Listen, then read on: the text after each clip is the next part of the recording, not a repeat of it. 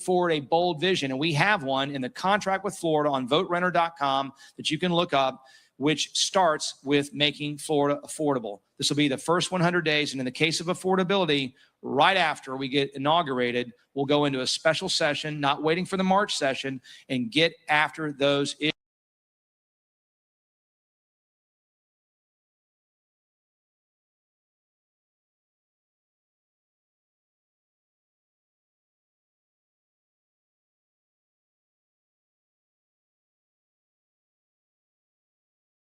I say speculate here. We know that private equity has come up and treated Florida as a profit center, as a honeypot, and they've bought over 100,000 single-family homes and turned them into rentals.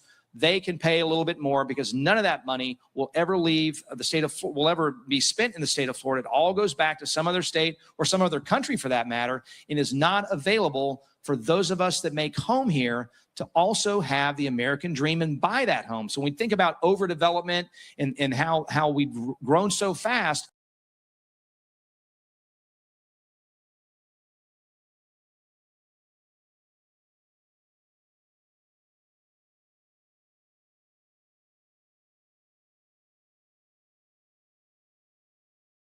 cheapest electric bill to your door, and we'll do that. Meanwhile, we'll stop hyperscale data centers, which will drive up your, thank you, will drive up your electric rates, damage our aquifer because they're big water hogs. They need water to cool, and also have significant concerns, which we're going to talk about in one of the upcoming panels. And real quickly, the rest of the contract is about making Florida safe, keeping it safe and making it safer. That means going after public corruption. It means permanent DOGE, because part of the property tax plan is saving 10 to 20 billion of the 200 plus that's spent at the state, the local, universities, special districts. We can do this. If every family and business can save less than 10% out of their budget at any given time, we know we've all done it probably at some point in our business career or our personal budget, then government can do the same, and we can return that through property tax relief to make that happen. And so we'll do that. We'll also make sure we're leaning in on the worst of the worst, people who kill cops, who rape and kill children, and not have people on death row for 30 and 40 years. We'll give them 3 years for appeal, so families don't grow old and die before they ever see justice for their loved ones. We have to make sure there's no excuses for the worst of the worst in our communities.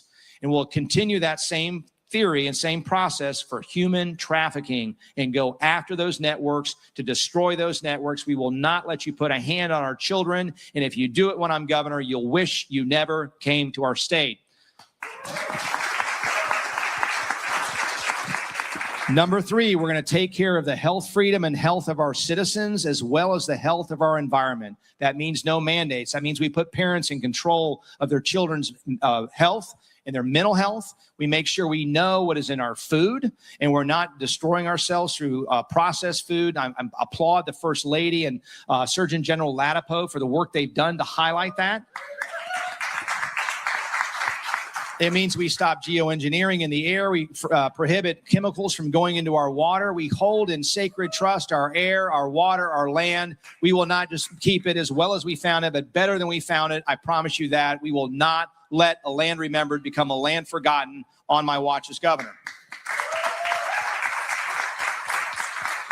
And on natural resources, we did record amounts in land conservation to preserve the wildlife corridor, our Everglades, our springs. And so we will do that because, you know, the first environmentalist was not a purple-haired Antifa activist. It was a farmer or rancher, people that understand you have to steward the land, and we'll do that. And then finally is keeping Florida free, whether that's the First Amendment, the Second Amendment, making sure that we are making Florida the gold standard for election integrity, that we're protecting against the harm of AI through an AI Bill of Rights, and also stopping this new technology for whatever benefits it could yield, the threat of a growing surveillance state. I will stand in front of a moving train to make sure that a surveillance state like we see in communist China never takes a foothold. Here in Florida, that means no flock cameras. That means pushing back against digital ID and other things that threaten your privacy.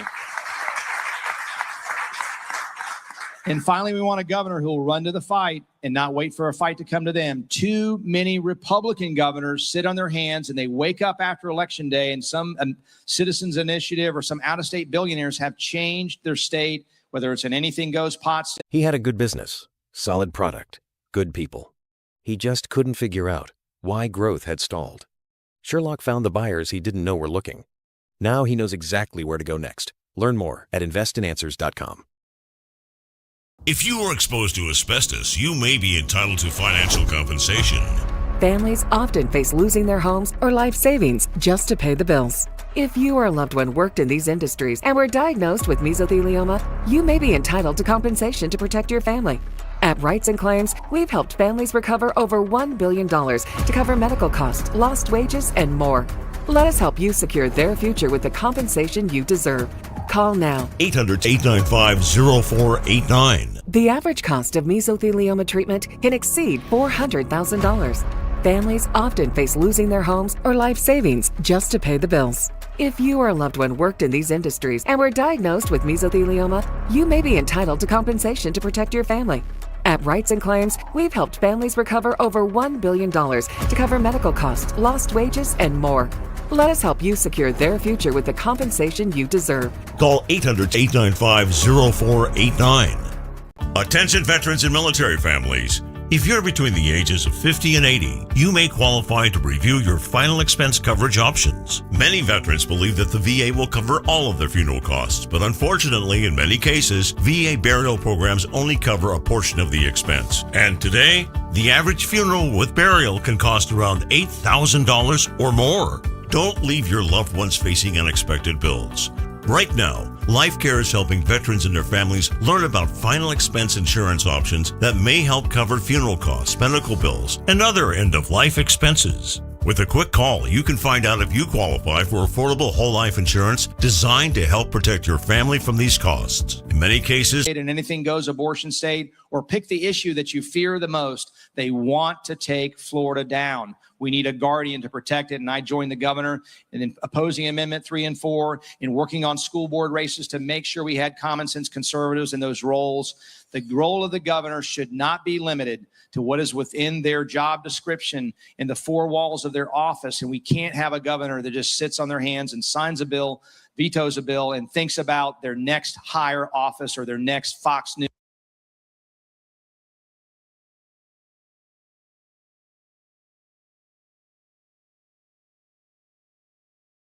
hit.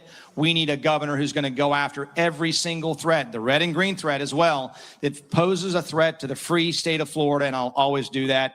And I look forward to having a lot of smart people, smarter than me, join me on the stage to talk about these issues. We have challenges. They have some solutions, and I look forward to welcoming them up to the stage to talk about how we can not only protect the free state of Florida, but make it even stronger. God bless you. Paul Renner, everybody. And you know, he's right. He didn't come alone. We've got a few people here joining us tonight, and these people have been in the trenches. They know these issues from the inside out, not because they've studied them, not as constituents, but as practitioners. They're going to help us dig very, very deeply into what's actually happened in Florida and what still needs to happen. So we've got some amazing people with us tonight, and we'll start with some of our panelists here. Tammy K. Clark, she is a health, safety, and compliance professional with more than 20 years of experience in industrial hygiene and occupational and environmental health and safety. Thank you, Tammy. We have Kristen Megan Kelly. She is an exposure scientist and industrial hygienist with 24 years of experience in occupational and environmental toxicology. We've also got Amy Vilela McBride. She is a national health freedom activist, executive director for the Global Wellness Forum. And we also have Justin Harvey. He's a community activist. He's been very active here in Florida. I'm sure you've seen him on social media, helping to lead the fight to make Florida a state that gets fluoride out of our water, out of our community water, leading the charge on medical freedom, 5G, and so much more. Our friend Rebecca Ricks could not be here. She had an unexpected illness. So I'll take a little bit of that. She was going to talk about parental rights. I've got 6 children. I think I got something to say about that. And then we also have the very special Catherine Austin Fitz. She's unfortunately in Europe right now, so we will be having her by video, but stay tuned. We'll have her later in the program. So here's how this is going to work. I'm going to throw out a question. Either Alex or I will throw out a question to our panelists. They'll give us their take, what they've seen, what they know, a little bit of a deep dive. Then Speaker Renner will address their issues. And so we'll have statements. We're not doing speeches. We're not doing, big bios. We're having a conversation. So let's get started. Okay. Health and wellness, medical freedoms and public health. This one, whoops, did I go? Okay. Tammy, data centers. Who here is interested in data centers? All right, here we go. So this is to Tammy and Kristen, and I know that you two work very, very well together. So what are Floridians not being told about the water consumption, energy demands, but also the health risks of the AI data center build out happening in this state right now? Yeah, so I'm an exposure scientist by trade, and I always look at a situation by kind of triaging the hazards. And the number one hazard that you're not hearing about is something called tonal noise with an N. And it's the noise that you cannot necessarily hear, but you feel. And it has a myriad of health impacts, biological impacts that can cause insomnia. It can cause mental health issues, cardiovascular issues. And when you're an expectant mother, it can elevate the cortisol levels, the stress hormone, which can lead to early term labor and low birth weight. And if you're a rancher or a farmer, this can inhibit the mating cycles of your livestock, their ability to produce milk for dairy farmers. There's something called bioacoustics and acoustic ecology. So if you've ever seen those silly videos throughout the years where people are playing like Mozart or Beethoven to their plants, there's science behind that. And if you're playing tonal noise, which is a constant low frequency hum, think about how light is a spectrum, noise is a spectrum. So it's the low frequency noise. And most of us don't hear a dog whistle. That's how our brain reacts.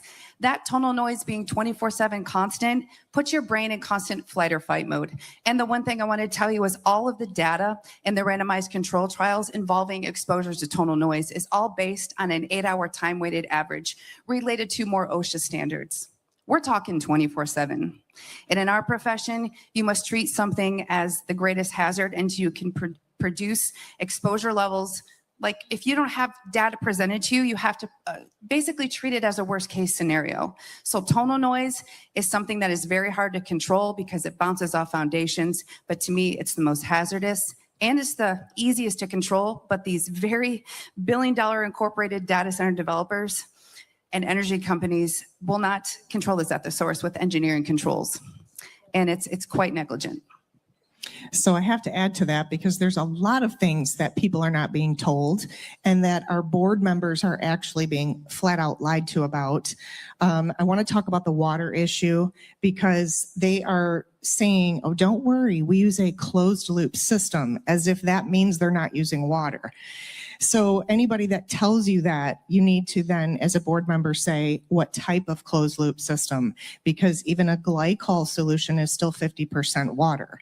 And the water that travels through these systems picks up things like anti-scaling agents, biocides, anti-corrosives. And so every so often, the operator has to completely purge the system and do what they call a blowdown.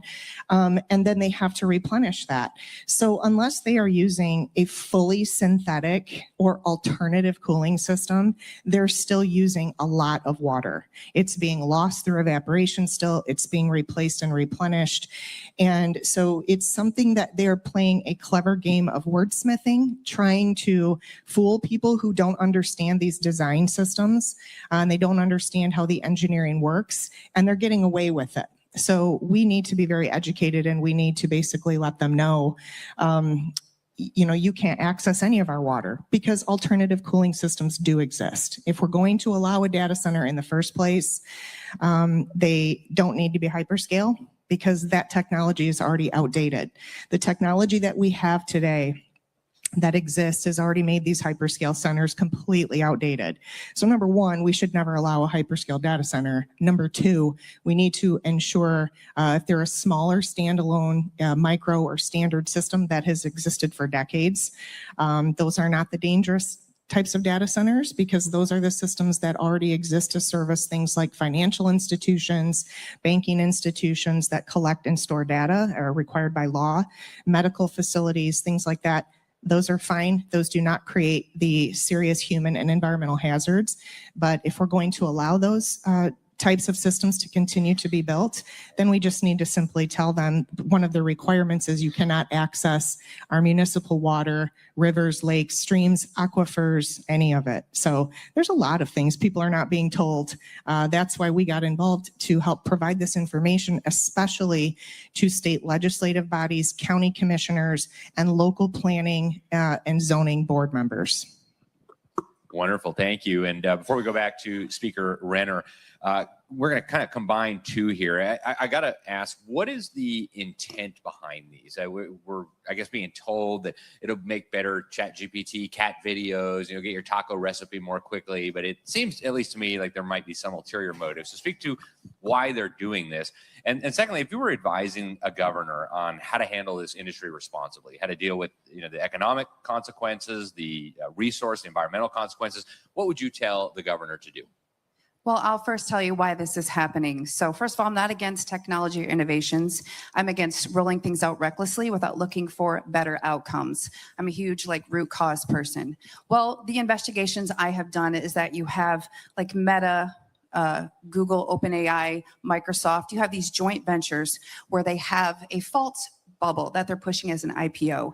And there's a $525 billion contract, whereas if these are not installed and seeded in a certain amount of time, there's financial penalties. Well, that's not our issue.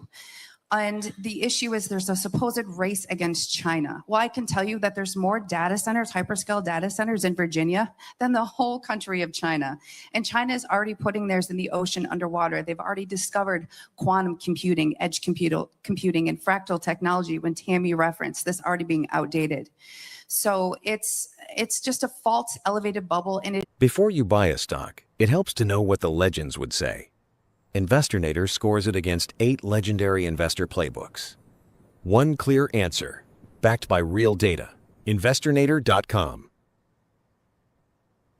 You don't buy life insurance because you plan on dying. You buy life insurance because your loved ones plan on living.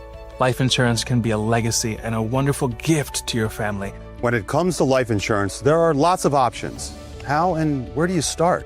With over 40 years in the business, SelectQuote will shop some of the nation's most highly rated providers, with many policies starting at less than $1 a day. A licensed insurance agent will work to find you the right protection at a price you can afford. SelectQuote is a one-stop shop for buying life insurance. It allows you to compare the prices of providers across your state. We're doing all of the work for you. We're streamlining the process for you as a true concierge service. With SelectQuote, you could save over 50% on life insurance that fits your needs, your budget, and your life.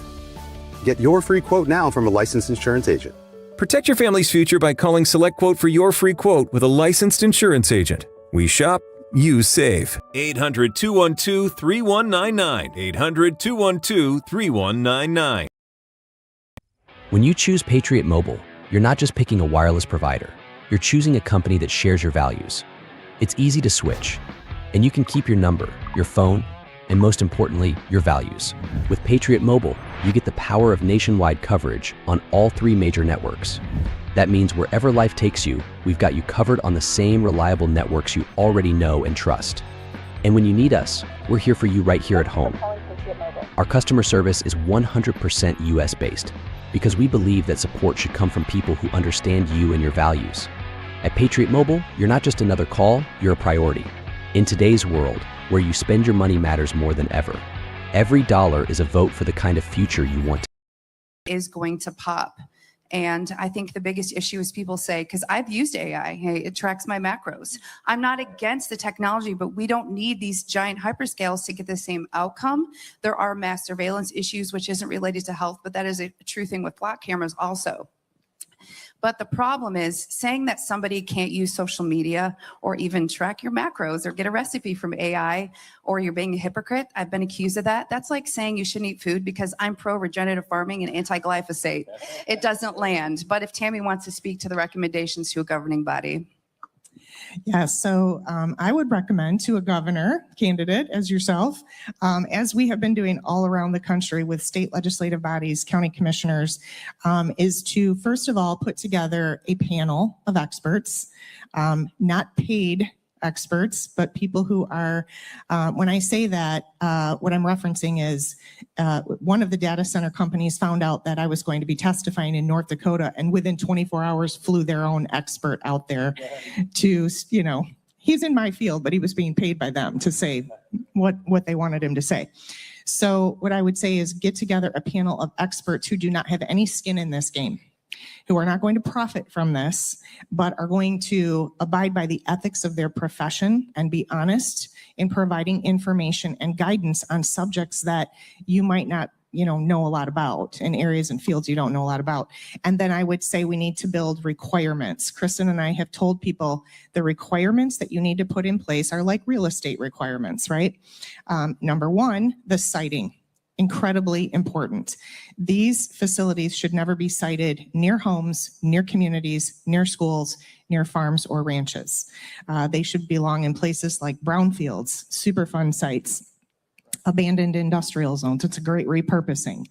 After the siting, that's the most important issue to keep people and the environment and animals safe.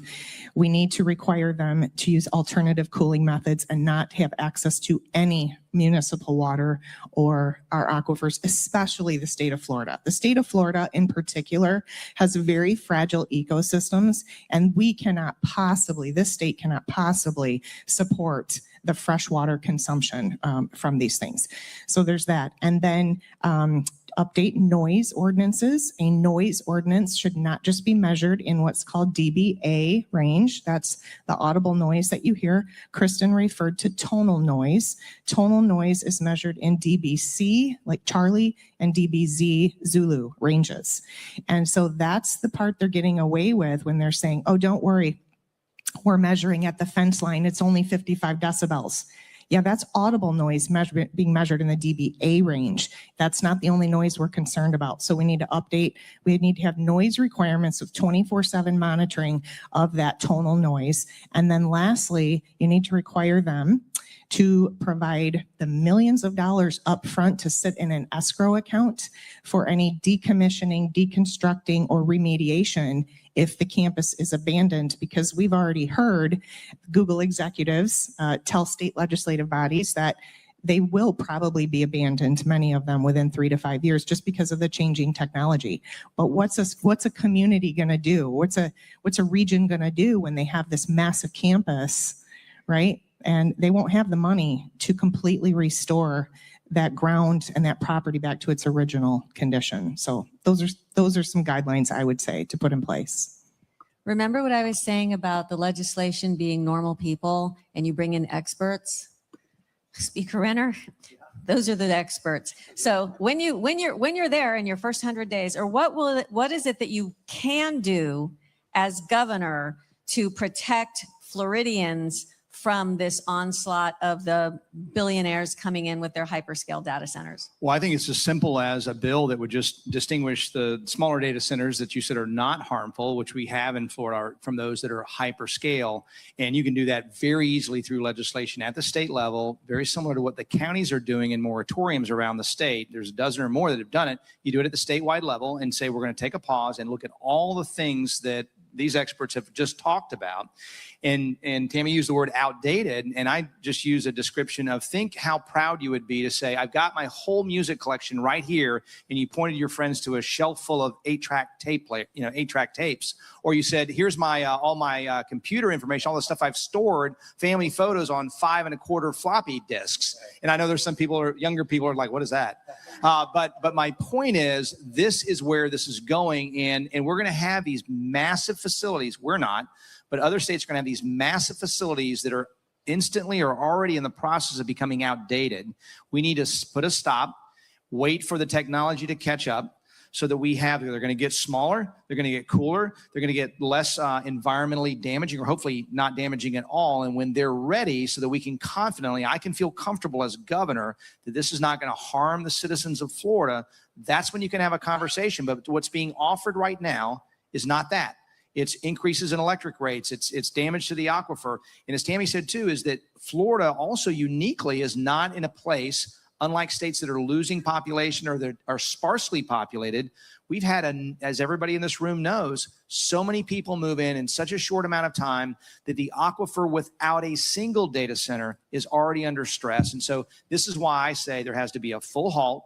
We need to ask all those questions, not build first, ask questions later. Thank you. Now we're going to go to the health and wellness segment, medical freedom and public health. And we have with us Amy Villela-McBride. And Amy is a national health freedom activist, and she's executive director for Global Wellness Forum. So super, super smart. She's been in this arena for quite a while. So Amy, from where you sit, what's the biggest medical freedom threat facing Floridians today that, again, most people think is already settled? Or how do we move beyond the branding with real health freedom policy that really matters? I think the biggest threat is that we are one bad election away from losing all of our freedoms. And this race right here for Florida governor is the most consequential race in the entire country, possibly the entire history of our country. Because as Florida goes, so goes the entire nation. So we stood as the beacon of freedom for the entire country. Governor DeSantis set that tone because of the hard work of Speaker Paul Renner to help architect the free state of Florida. And all of that could go away if we have, a bad candidate come into Tallahassee there. I also would say that goes with the state races as well, and the Senate and the House seats. So in 2019, there was a senator that was pushing the bill to get rid of religious exemptions. Well, she's now running again and likely will win her seat. So it's up to us as citizens, as Floridians, to show up, to be there at the county level, at our BOCC meetings, speaking out about the data centers, the moratoriums. It's up to us to make those relationships with our senators and our House reps and to explain how important it is to preserve and to protect these freedoms. So that we can keep Florida free. And I would say, to go beyond the branding, that's exactly what it takes. So there's a lot of people that, want to sit home and maybe be keyboard warriors and put their opinion out there online. This is the real world. These are people in your community. They're at our school board meetings. We see them at the parades. We see them in the grocery store. We see them at church. Get to know your elected officials, meet with them, speak with them, and share how these policies impact your family directly. I moved here as a medical freedom refugee, as a religious freedom refugee from a failed blue state of New York about 5 years ago, because my children lost their right to go to school because New York, got rid of religious exemptions. So Florida stands as a beacon of freedom, where we were trying to get the Medical Freedom Act passed these last 2 years that would expand that. So what that bill looked to do was to add a conscientious exemption, also require informed consent. So parents knew at the end of the day, whatever decision you make for your families, that is up to you. It is your God-given right. It is your decision to make. It is not the government. And it certainly is not for special interest groups and big pharma, who get paid, by the way, to push that decision. So these are bills that we're still fighting for on the front lines here at the state level. And I know that Paul Renner will help us to get that through the finish line. Great. Thank you, Amy. And continue, just one more quick question for you. What are some structural changes you think we could make that would stop another lockdown mandate nightmare scenario in the face of another real or manufactured public health emergency? At the end of the day, it comes to just protecting and, defending our constitutional rights. It's really that simple. But in the Medical Freedom Act bill, we had a couple of things. It was going to end the sunset clause so that the ban, which we have right now on the no COVID vaccine mandates, would be permanent. So we would never be mandated that. And we were looking to also make all mandates go away. Unfortunately, that piece of it didn't make it into the bill. The bill ended up passing fully in the Senate, not in the House. And I think that still needs to be pushed forward this upcoming session. So, that can be done either in special session or once we're in regular session to make that happen. But at the end of the day... Attention veterans and military families. If you're between the ages of 50 and 80, you may qualify to review your final expense coverage options. Many veterans believe that the VA will cover all of their funeral costs, but unfortunately, in many cases, VA burial programs only cover a portion of the expense. And today, the average funeral with burial can cost around $8,000 or more. Don't leave your loved ones facing unexpected bills. Right now, LifeCare is helping veterans and their families learn about final expense insurance options that may help cover funeral costs, medical bills, and other end-of-life expenses. With a quick call, you can find out if you qualify for affordable whole life insurance designed to help protect your family from these costs. In many cases, no medical exam is required, no lengthy health questionnaires, and coverage decisions can be made quickly. Call now to review your final expense coverage options. Call 800-519-1427. That's 800-519-1427. Most growing businesses are making seven-figure decisions on gut feel and assumptions. The biggest companies in the world don't operate that way. Neither should you. Sherlock gives you market intelligence they pay six figures for. We find your buyers before your competitors do. Visit investinanswers.com to learn more. Attention, cancer victims who were in New York on or after 9/11. If you or a loved one were in Lower Manhattan during the 9/11 tragedy or during the 11 months afterward and were later diagnosed with any of these or other cancers, you may be entitled to a substantial settlement. A $10 billion compensation fund is in place for these cancer victims. Do not wait to file your claim. Call now and speak with us. The call is confidential and free, or reach us online at worldtradecenterfund.com. Watchmen Action Training provides a masterclass for advocating. In less than a day, you and your group are ready to win the battles that matter most. Visit watchmenaction.org to learn more. It's all about protecting our constitutional rights, whether it's our privacy with the flock cameras, our ability to choose what's best for our children. These are our God-given liberties, and they need to be defended.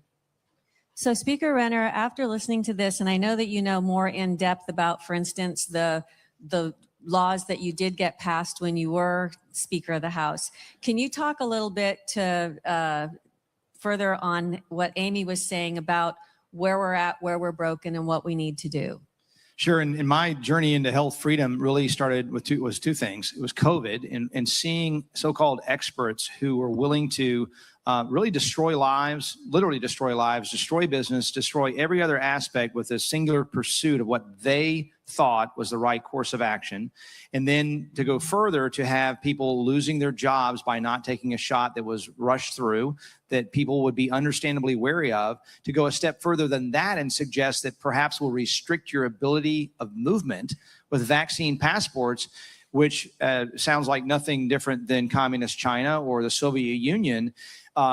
Was really frightening to go through that. As a legislator, I was proud to stand with the governor and others to make sure that the free state of Florida was really created. I think we're going to birth through that process to put the hand up and say no. And we had a lot of people that are probably in this room and watching that came to our state because we were the oasis of freedom. And then the second thing that happened was the social media bill that I worked on, and realizing, I think growing up, I'm a free market guy, you feel like everybody's going to do the right thing, realizing that you had large corporations who were knowingly addicting children and monetizing them for profit, knowing that it has devastating consequences to their psyche, really bad. And so knowing that, the scales kind of fall from your eyes. And when you start talking about the huge spike in the number of vaccines that are being pushed and the monetary benefit of that, you start to question, is that really necessary? Or is that just for continuing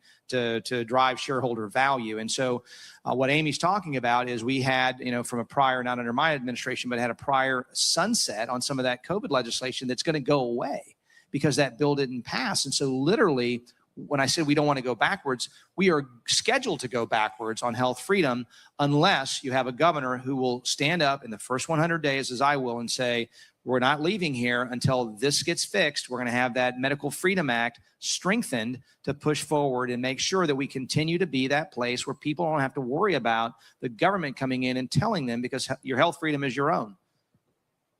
Thank you. Fantastic.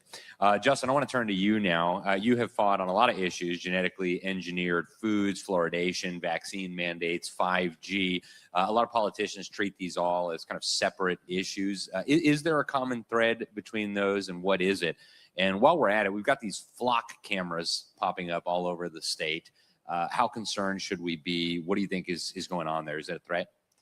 Yeah, absolutely. So the common thread really, when it comes to our health freedom and these topics that are affecting our food, our water, it's really the same formula is what I've come to understand.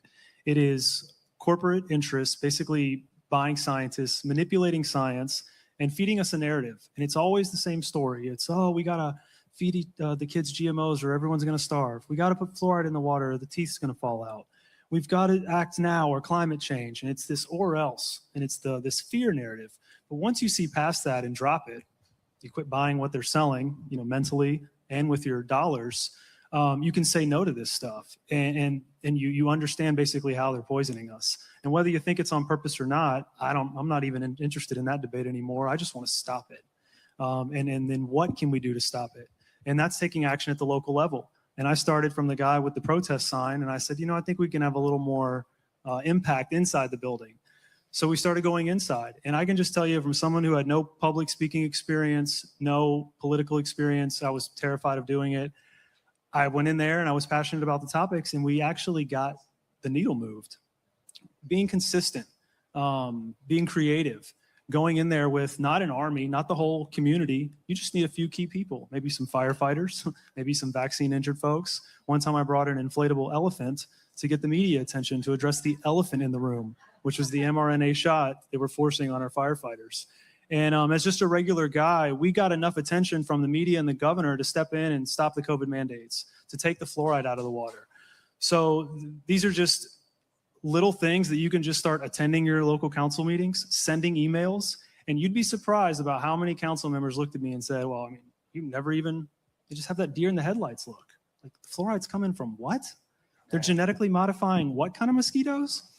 And then once you educate them, and don't come at them in an adversarial way, you educate them, they realize what we're doing, and we stop the poisoning mechanism. So, and as far as the flock cameras, you take the same strategy on the health freedom and you apply it to the surveillance state. Educate them and just say no. We've got to say no to the hyperscale data centers, the flock cameras, the 5G cell towers that they're trying to put outside of our bedroom windows. This is all part of Agenda 2030. The Great Reset is what they call it, this whole surveillance state. And it's disguised as convenience and as technologically advanced. So just don't buy what they're selling, and let's continue to fight back for our health and privacy locally. That's the key. Justin, I'd like you to expand a little bit, because I know that in you starting out, okay, this is bad, you've done deep dives on a lot of these issues, and you have connected the dots, and there's a lot to connect. And I don't think a lot of people have connected the dots or really realize the harm that can come to us, not only our freedoms, which is huge, also health issues, also just how it is really truly connected to a total surveillance system. And I know you know so much about all this. If you could expand a little bit more on the connecting the dots and the deeper dives. Yeah, there's a simple way I put it, is kind of like they want us broke, sick, dumb, confused, divided. And when a society is like that, you can't fight back. You're not empowered. We don't even know what's in our food. We don't even know what's in these shots. We're just going along to get along. And the name of the game is control. And if you've controlled people and they're completely ignorant of what's going on around them, it's a lot easier to control them. And that's what the surveillance state is about. The food is, it's about health, but it is about control. It's the same way. Well, there's one saying, you control the oil, you control nations, you control the food, you can control the world. Maybe that's why they want to control the weather. You can, make it have droughts in certain places. And that just all comes back to the same thing. It's just trying to keep us disempowered and divided. But once you understand the deception and once you understand their game, like I said, the best thing I ever did was turn off the television and start eating organic food. And I'm like, what's so crazy about being a conspiracy theorist? All I did was stop watching the news and got real healthy. Now I go to the city council meetings and try to educate, our mayor and stop the COVID shot. I don't see how this is such a bad thing. So, wear it like a badge of honor when people ridicule you for it. You got to wonder why somebody would attack you for not watching TV and getting involved. It's just crazy. Paul, what are your thoughts on all these issues? You want to add something here? Yeah, I think I'm a history major, so I'll make a historical comment. Think of the most evil regime in history, going back 100 years, 200 years, that would want a leader who would want to totally dominate and deny freedom to every one of his or her, citizens. That person could not compare to someone who is mildly coercive with the combination of technology we have today. So the ability, the capacity to have a truly totalitarian state, to truly surveil, to truly manipulate, monitor, and control population at scale has never been greater. The technology, and I know we've made a lot of criticisms. I too see hope and optimism and things in technology that can do good things for us in every stage of technological development. But the point is that that's never been a time with technology where there's a greater ability for technology to control humanity. We have to assert, and as governor, I will always assert that humanity will set the guardrails for technology. Period. And we have to be diligent about that because many of the people who are pushing it do not share the same love of freedom, in my opinion, for those of us that are common everyday folks that want to live our lives the way we see fit. And that is what we have to commit to. We have committed to here in Florida. And that's why I say I'll stop sitting in front of a moving train if necessary to stop that kind of technology, even under mild forms of coercion, from destroying our society. Thank you very much. Now we're going to get into parental rights and school choice and medical freedoms. And yes, you are the expert. You have 6 kids and you homeschool. So if you could give us, because I know in the past several years, and because Rebecca has written some great legislation, I've helped her out there, go trick-or-treating, as I say, in Tallahassee, about parental rights and their... The average cost of mesothelioma treatment can exceed $400,000. Families often face losing their homes or life savings just to pay the bills. If you or a loved one worked in these industries and were diagnosed with mesothelioma, you may be entitled to compensation to protect your family. At Rights and Claims, we've helped families recover over $1 billion to cover medical costs, lost wages, and more. Let us help you secure their future with the compensation you deserve. Call 800-895-0489. The IRS has collected over $1 billion in past due taxes this year, and they're aggressively targeting more taxpayers. Don't wait until the IRS comes knocking. Our team is here to help you resolve your tax debts before things escalate. Every tax situation is unique, and so is our approach. We fight to lower your tax debt to an amount that you can afford. United Tax Fix. Expert help, personalized service, and the peace of mind you deserve. Call 800-785-5592. He had a good business, solid product, good people. He just couldn't figure out why growth had stalled. Sherlock found the buyers he didn't know were looking. Now he knows exactly where to go next. Learn more at investinanswers.com. The IRS has collected over $1 billion in past due taxes this year, and they're aggressively targeting more taxpayers. Don't wait until the IRS comes knocking. Our team is here to help you resolve your tax debts before things escalate. Every tax situation is unique, and so is our approach. We tailor solutions to fit your specific needs, giving you the personalized attention you deserve. The IRS has resumed collection enforcement. Don't wait until it's too late. Our team can help you resolve your tax issues before liens, levies, or passport restrictions kick in. Behind on filing taxes? We specialize in getting you back on track by filing past returns and negotiating with the IRS. Does the IRS claim that you owe money that you don't have? Staying in charge and having truly the rights for how their kids are educated, for what goes into their kids' bodies. But on the ground, what are you seeing, and where is the system still kind of routing to get off that track? Yeah, this for me is one of the most important issues, not just because I'm a dad, but because who controls the upbringing of children is really ultimately going to determine the future. I mean, we can have all the political discussions we want, but ultimately the next generation is going to have to make those decisions for themselves 20, 30 years down the line. So we've got to take this seriously. In my experience so far, Florida is really a leader in this realm. We are doing much better than other states. Other states are moving backwards. Connecticut, for example, just a few weeks ago, passed a new law that if you want to homeschool your children, you have to ask permission from the child welfare bureaucracy, the child protective services. And if they say no, you're out of luck. And you also have to more closely follow the government's ideas on what education should be. So we're not where we need to be in Florida yet on education or any of those other issues. I mean, as a homeschooler, I can tell you, you still have to jump through a lot of hoops if you want to homeschool your children. They're my children. Why do I need to inform the government and do testing and this kind of stuff? I don't like that. And I think there's a risk that we'll see more of that, especially now that there's government funding involved. There's going to be a temptation because there will be scandals, and we're seeing this in other states. Oh, this parent's teaching their kids creationism or whatever crazy thing.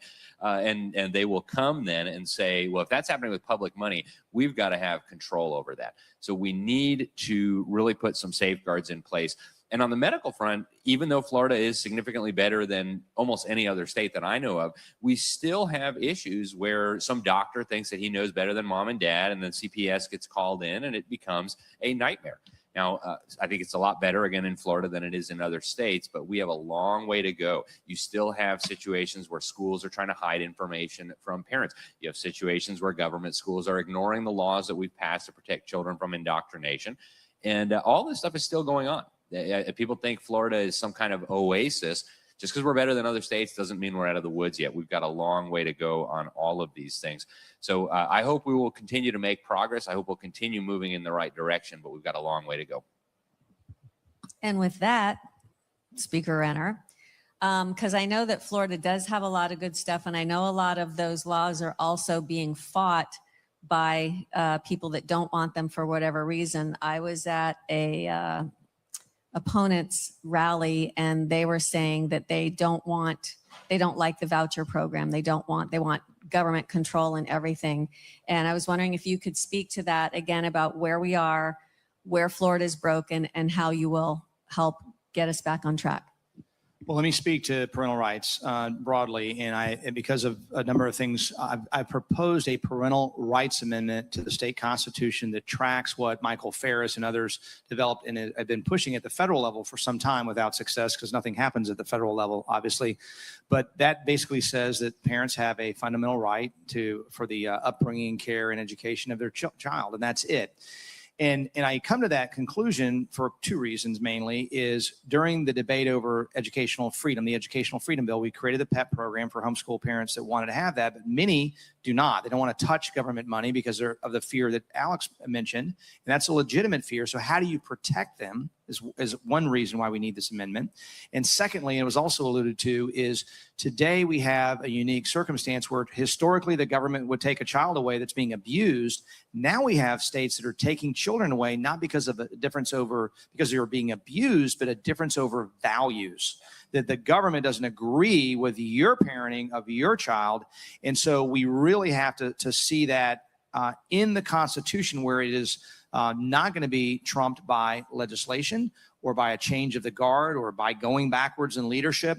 These things could happen. And we see, in fact, judges who don't recognize that God-given right. And we see in Florida, where a 13-year-old, the doctor will say, do you want you want your parents to walk out and talk privately with me? And, I need to know whether my child is going through something that may lead to some really terrible thing in their future. I need to know that so I can help them. And so these kinds of things are a reason why we have to have parental rights. And Saga, your last question about educational freedom was about like with the people that one of the opponents was saying that they wanted to take away basically the voucher program and have just government schools. Yeah, I mean, there's this insatiable desire, and I'll say among the expert class, to really control every aspect of everyone's freedom. And this is why the technology piece is challenging, because if they're just mildly coercive, with not in a really in your face kind of way, there's the technology is there to get a long way down the road without being, Hitler or Stalin, and still really substantially manipulate and control the population. And so this would be one area, because if you only funnel children into one educational model, then you get out what you get. And if that model is a controlled model, then you get kids that may not have a basic understanding of reading, math, science, civics. I mean, things that historically we've all agreed on. So that's why you have to allow for educational freedom. What will happen with good parenting is you'll send your child where they get the best education possible. That may be a public school, and that's fine. We want our public schools to be world class, but it may not. And depending on where you are and what that school looks like, but you should have the right as a parent to do those things. And educational freedom, our bill is beautiful in the sense that it allows you, for example, to be a homeschool mom or dad, and maybe you're Monday, Wednesday, Friday, you're at home the whole time, but maybe Tuesday, Thursday, you send your child to a physics or chemistry class at your public school, and you can do that. And you can negotiate with your public school or a charter school or a Christian or Jewish school or whatever your heart desires to get the best education for your child. And nobody knows your child better than you do. And that's the main point that needs to be made across the board on parental rights is we know our kids. We know their facial expressions. We know what that means. Does that mean you can wait 15 minutes, or we got to pull over right now and you got to go? And so that's why we need parental rights. Amen. And nobody loves their children more, huh? Yeah. All right, so we're just going to go directly to you now again, Paul. I want to talk about affordability and this question of eliminating property taxes. So what's your take on the proposed Amendment 3 property tax plan that we've got on the ballot this November? And how is that different from what you have proposed? Well, what I proposed, I think, is better because it's more benefit. It truly eliminates homestead property taxes for anyone, a $1 million exemption. So anyone who's assessed value, not fair market value, assessed value under $1 million would pay no taxes. Homestead. We also have help for small businesses as well as renters, because I think this needs to be an everybody wins, has to get to 60%, but you should never undertake such a big move unless people at the back end of it say, this was a great move. This was a great move. You can't create brand new winners and losers where some people do very, very well, but some people really get crushed, whether that's individuals, families, government, whatever it is. And so I believe I know we're better on the benefit side, because this proposal does not eliminate that. You're still paying school taxes and other things. You get sick, you lose your job, you're on fixed income, and you can't pay that property tax bill. They will still take your house. So you're still renting from the government when you're 90 and you paid your house off 20 years ago. Additionally, one size fits all does not. And so if you're in a fiscally constrained county or in a situation where you don't have any replacement for that, you may have to cut cops, firefighters, these kinds of things, schools. So in my proposal, we have replacement taxes if and as much as needed. Hopefully it's mostly savings that I think can cover all the homestead piece. But if we're going to do small businesses and renters and have this very robust historical tax cut, then we can tax more on people who vacation here, people who speculate here, and people who are new into the state of Florida, which is a responsible way to pay for those core services while not putting the burden on people who make Florida home. And when I talk about Florida first, fundamentally, it is about only caring and working as hard as everybody else in this room does every day to take care of people who make their living and their life here, and that's it. Now, I know that when DeSantis proposed his Amendment 3 now, his tax bill, and then it went through the process it went through, that you all will learn about how Tallahassee works. And he said they gutted it. And so when he was asked recently about what he thought about it, all he said was, well, it's still basically good. However, other things can be fixed down the road. Now, for me, that sounds like, okay, well, let's vote no and put something that's good up. So what is your take on what has been proposed as opposed, and again, why would you vote yes on something and then, okay, we have to change this, and as opposed to just voting no? So if you could talk a little bit about that. And I'm never going to tell anybody in this room or listening to vote no on this proposal. But like the governor, I wouldn't be out campaigning for it because it was thrown together at the last minute. The legislature that folks that replaced me in that side of the House waited a year and a half of 2 years to get around to doing anything, and then they did something in 3 or 4 days. This is a major, major change. And to do it in a wrong way is going to cause a lot of anger, a lot of frustration. It doesn't have any caps or guardrails, for example. You don't buy life insurance because you plan on dying. You buy life insurance because your loved ones plan on living. Life insurance can be a legacy and a wonderful gift to your family. When it comes to life insurance, there are lots of options. How and where do you start? With over 40 years in the business, SelectQuote will shop some of the nation's most highly rated providers, with many policies starting at less than $1 a day. A licensed insurance agent will work to find you the right protection at a price you can afford. SelectQuote is a one-stop shop for buying life insurance. It allows you to compare the prices of providers across your state. We're doing all of the work for you. We're streamlining the process for you as a true concierge service. With SelectQuote, you could save over 50% on life insurance that fits your needs, your budget, and your life. Get your free quote now from a licensed insurance agent. Protect your family's future by calling SelectQuote for your free quote with a licensed insurance agent. We shop, you save. 800-212-3199. 800-212-3199. The IRS has collected over $1 billion in past due taxes this year, and they're aggressively targeting more taxpayers. Don't wait until the IRS comes knocking. Our team is here to help you resolve your tax debts before things escalate. Every tax situation is unique, and so is our approach. We fight to lower your tax debt to an amount that you can afford. United Tax Fix. Expert help, personalized service, and the peace of mind you deserve. Call 800-785-5592. The average cost of mesothelioma treatment can exceed $400,000. Families often face losing their homes or life savings just to pay the bills. If you or a loved one worked in these industries and were diagnosed with mesothelioma, you may be entitled to compensation to protect your family. At Rights and Claims, we've helped families recover over $1 billion to cover medical costs, lost wages, and more. Let us help you secure their future with the compensation you deserve. Call 800-895-0489. Around local government. What's going to happen practically is if this passes, local governments will take one tax you don't like and give you 20 or 10 or 20 taxes you don't like. That's what's going to happen. So you have to have that. My proposal would put caps that track population growth and income.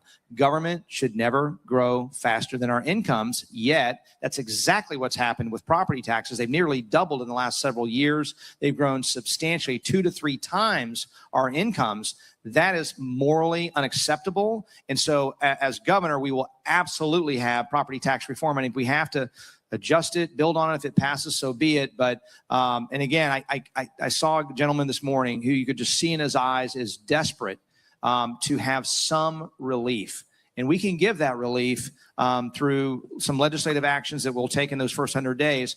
But it broke my heart because he was counting on this legislature to take 2 years to vet it, to talk to people and get it right. And they should have done that. They did not do. The governor's right. They gutted his proposal, which I supported. And so now here we are. And we'll see what happens. But it breaks my heart that people who really need some relief have to look at this and say, do I take this or do I wait for something better? And is something better coming? I'm telling you, when I'm inaugurated, something better is coming. I believe that. Fantastic. All right, Saga, we want to turn back to you now, the founder of Floridian Future. You have spent a lot of time on financial freedom. You're a big activist in this space. Give us the rundown on what we need to know. Well, just so you all know, the very first time that I met virtually Paul Renner was in 2022 when I had this very creative idea for Florida to have a sovereign state bank. And it's a proposal that is a heavy, heavy lift because a lot of people don't understand what a sovereign state bank would do. So I have been, my pillars are health and finance. I'm on the board of Citizens Council for Health Freedom, which is a national organization that fights legislatively naturally. And then finance, I work closely with Catherine Austin Fitz, who has taught me so much. Because one thing, and it's like, Justin, you touched on this, if we lose our financial freedoms, we have no freedoms.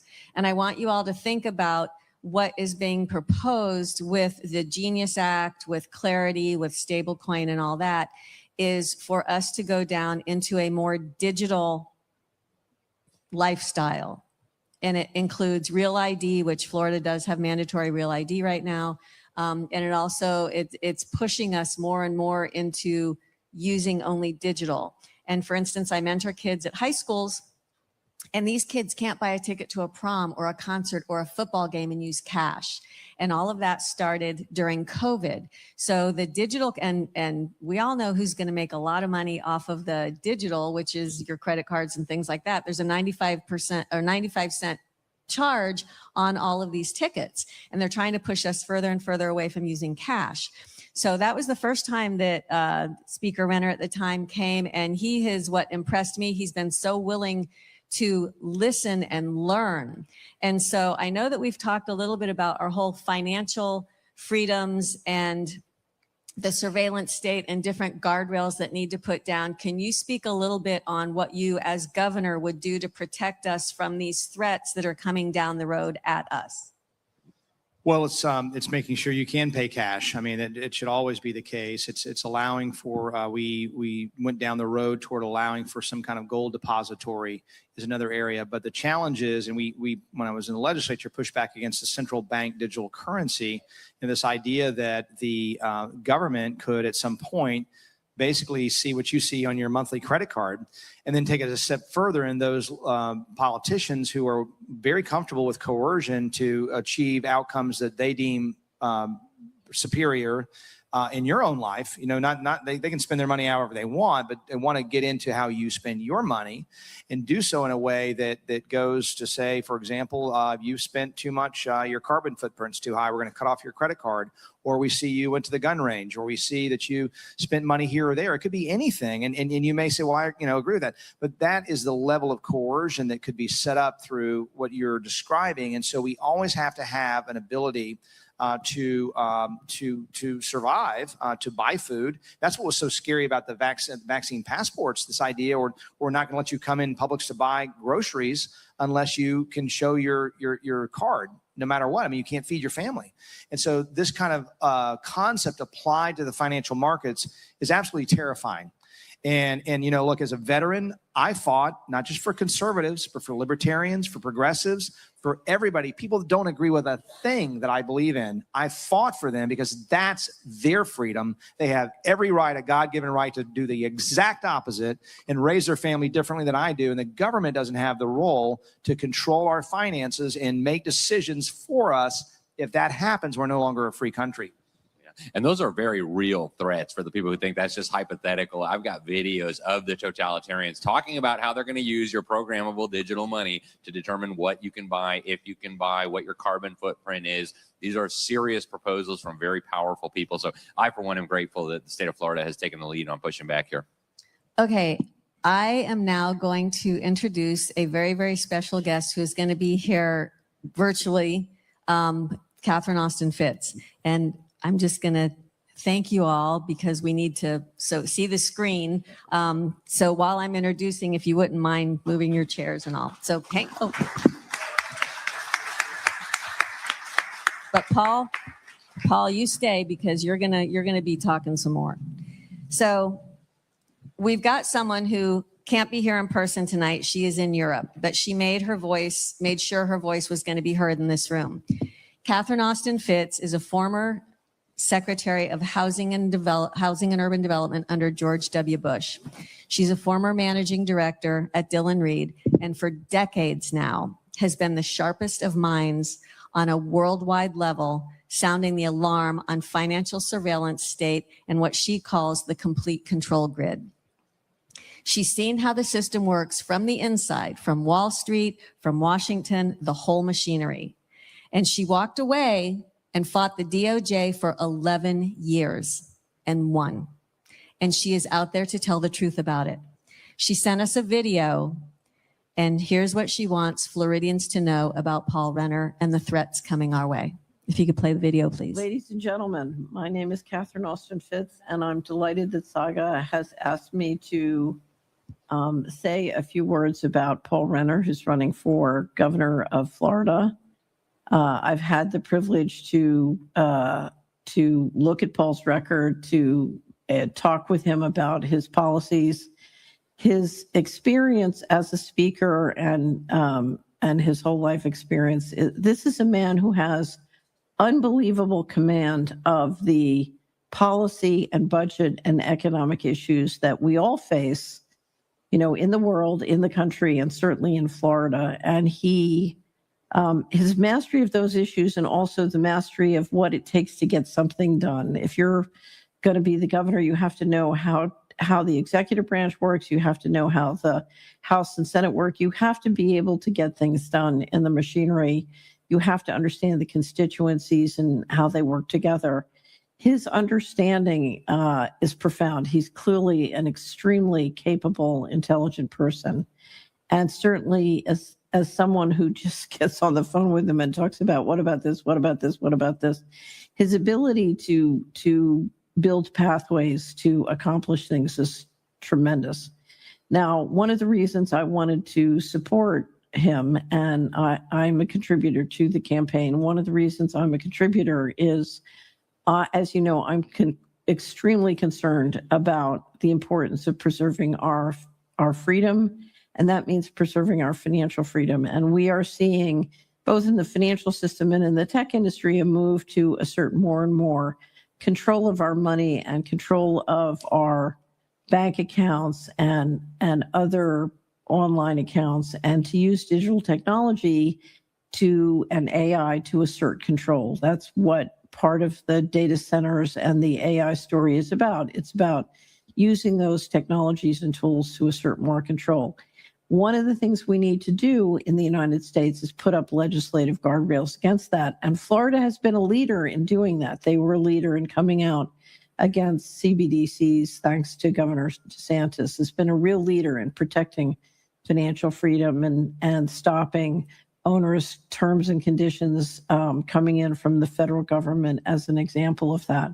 So very much Florida leading in financial freedom. And when I come to Florida, Solari has many groups and we'll come and have a meet and greet. And what I discover is people from all over the world have come, and all over the United States have moved to Florida because of Governor DeSantis' leadership in freedom.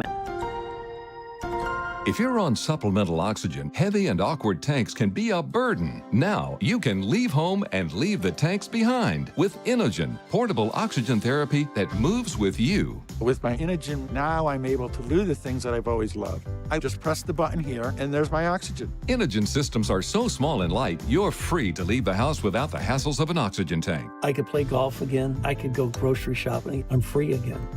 With the Inogen, I can handle my own oxygen. I can carry my own oxygen. I go anywhere with this. Look how small it is.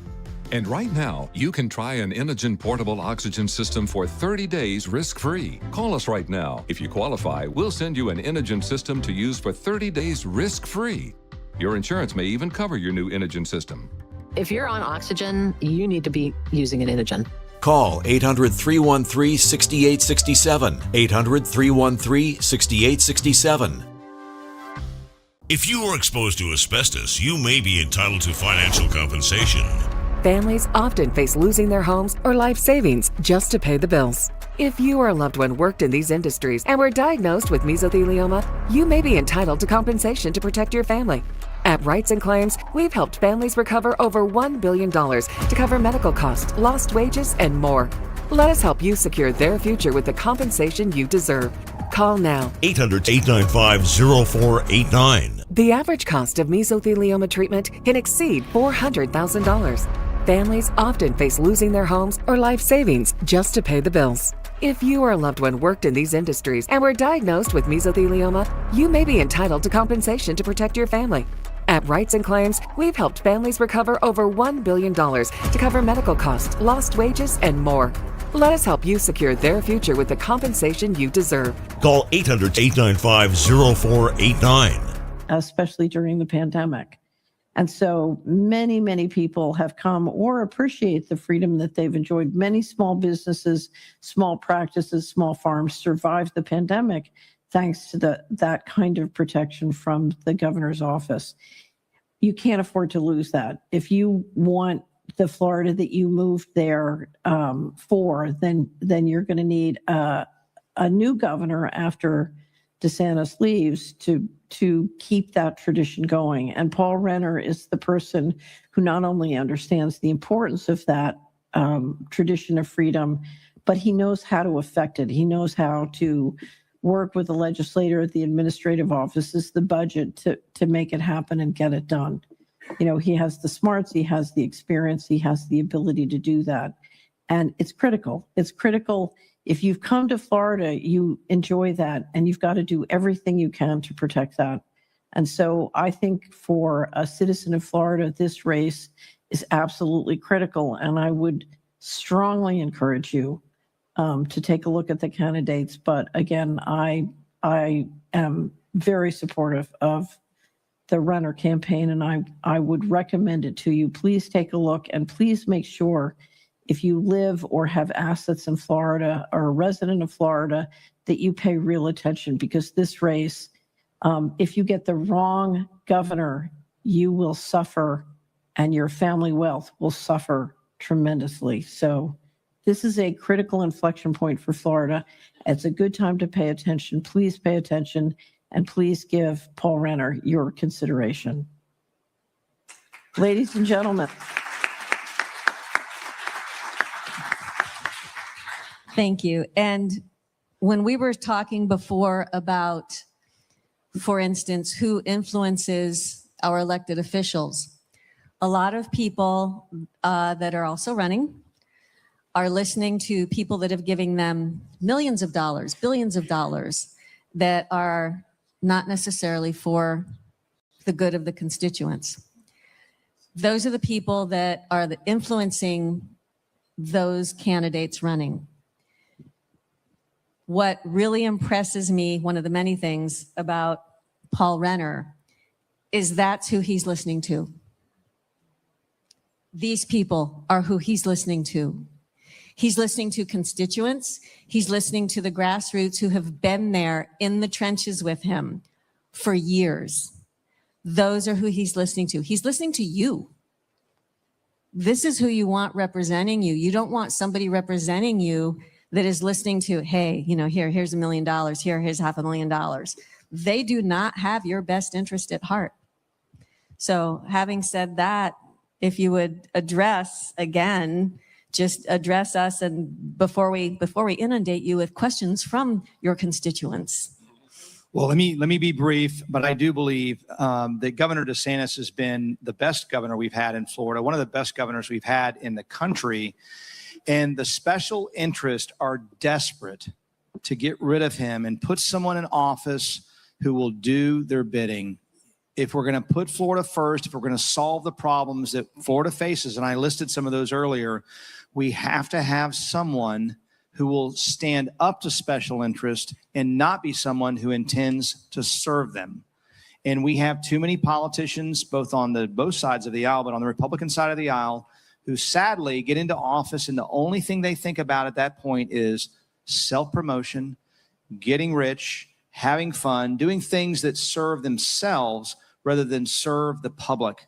And we have a lot of good men and women in the legislature. I'm not the only one that was like that when I was serving, but we have to make sure at the top of the list is the governor. And we have been fortunate to have that governor there as the ultimate backstop, the backstop for our freedom, the backstop for so many things, the backstop during COVID, to be the guardian on the wall of freedom. And if you want a guardian for the next 8 years, who better than someone who helped to build the free state of Florida, who's proven in the case of insurance to go after that issue and stand up to lower insurance costs to protect our children from addiction through social media platforms. I've done it. I'll do it again. And the only interest that is special to me is each and every man, woman, and child in the state. And so I hope that you will go to voterenner.com and help us out. Join our campaign. These last 30 days, believe it or not, are when people are just starting to tune in. And so share with your neighbors. Let them know that we cannot go backwards. We have to continue to be vigilant and not only protect our state, but strengthen it. And I will do exactly that with your help. Thank you. Now we get to the fun part. Now we get to all those questions he has no idea. Yes, sir. I saw your hand up earlier. Go for it. Oh, no, wait. Okay, hold on. This is how good we're going to, because we had a lot of people submit questions online. So we're going to take some of the ones that submitted, and then we're going to have the people come up and ask questions here. We'll put the mic here. So you could be first. Come on around. Yeah, first up. You can be absolutely first. Yeah, they won't be able to hear it online, though, so just let us get to the mic. But we'll start with one that came in from the Jake Buzz. He asks, Paul, as a vet watching our state, how do you see your Navy prosecutor speaker experience shaping priorities like Florida jobs for residents and school choice expansion? Well, I don't know about those particular two issues, but I'll say as a veteran, as a prosecutor, I think that's a lifetime of service that is not inward, it's outward. It's about, standing up. As I said, as a veteran, I didn't go over there wearing the uniform, and I wore uniforms with people that didn't agree with me politically. I went over there to make sure I did the right thing for everybody. And so I think that's what sets that apart. Same thing as a prosecutor. I didn't say to a victim, well, let me see, are you a Democrat or a Republican before I decide how hard I want to prosecute this case? And so you do the right thing every single time. And I think that's, as a military man, it's about mission. Mission. It's never about you. It's never about you. It's about the people you serve and serving the mission. And we have a lot of critical issues that we talked about before, including educational choice. And what was the other one he mentioned? Jobs for Floridians. Jobs for Floridians. I can tell you, apart from that background, for jobs for Floridians, we have to continue to keep our taxes low. I think the property tax will help that change. We have to make sure that for younger generations, we're not having, I've been clear, I don't believe that the H-1B visa program is working. I hear too many stories of people who are being trained by foreign workers only to be fired so those foreign workers can work at a lower rate. We'll have Florida jobs for Florida residents when I'm governor. There will be no H-1Bs in state employment, no H-1Bs when it comes to state contracts. We have to do that. We also have to make sure when it comes to jobs for the future is that young people go into a graphic design degree as a freshman, and by the time 4 years later, we talked about AI. And is it progress? I see the progress, but it wasn't progress for that child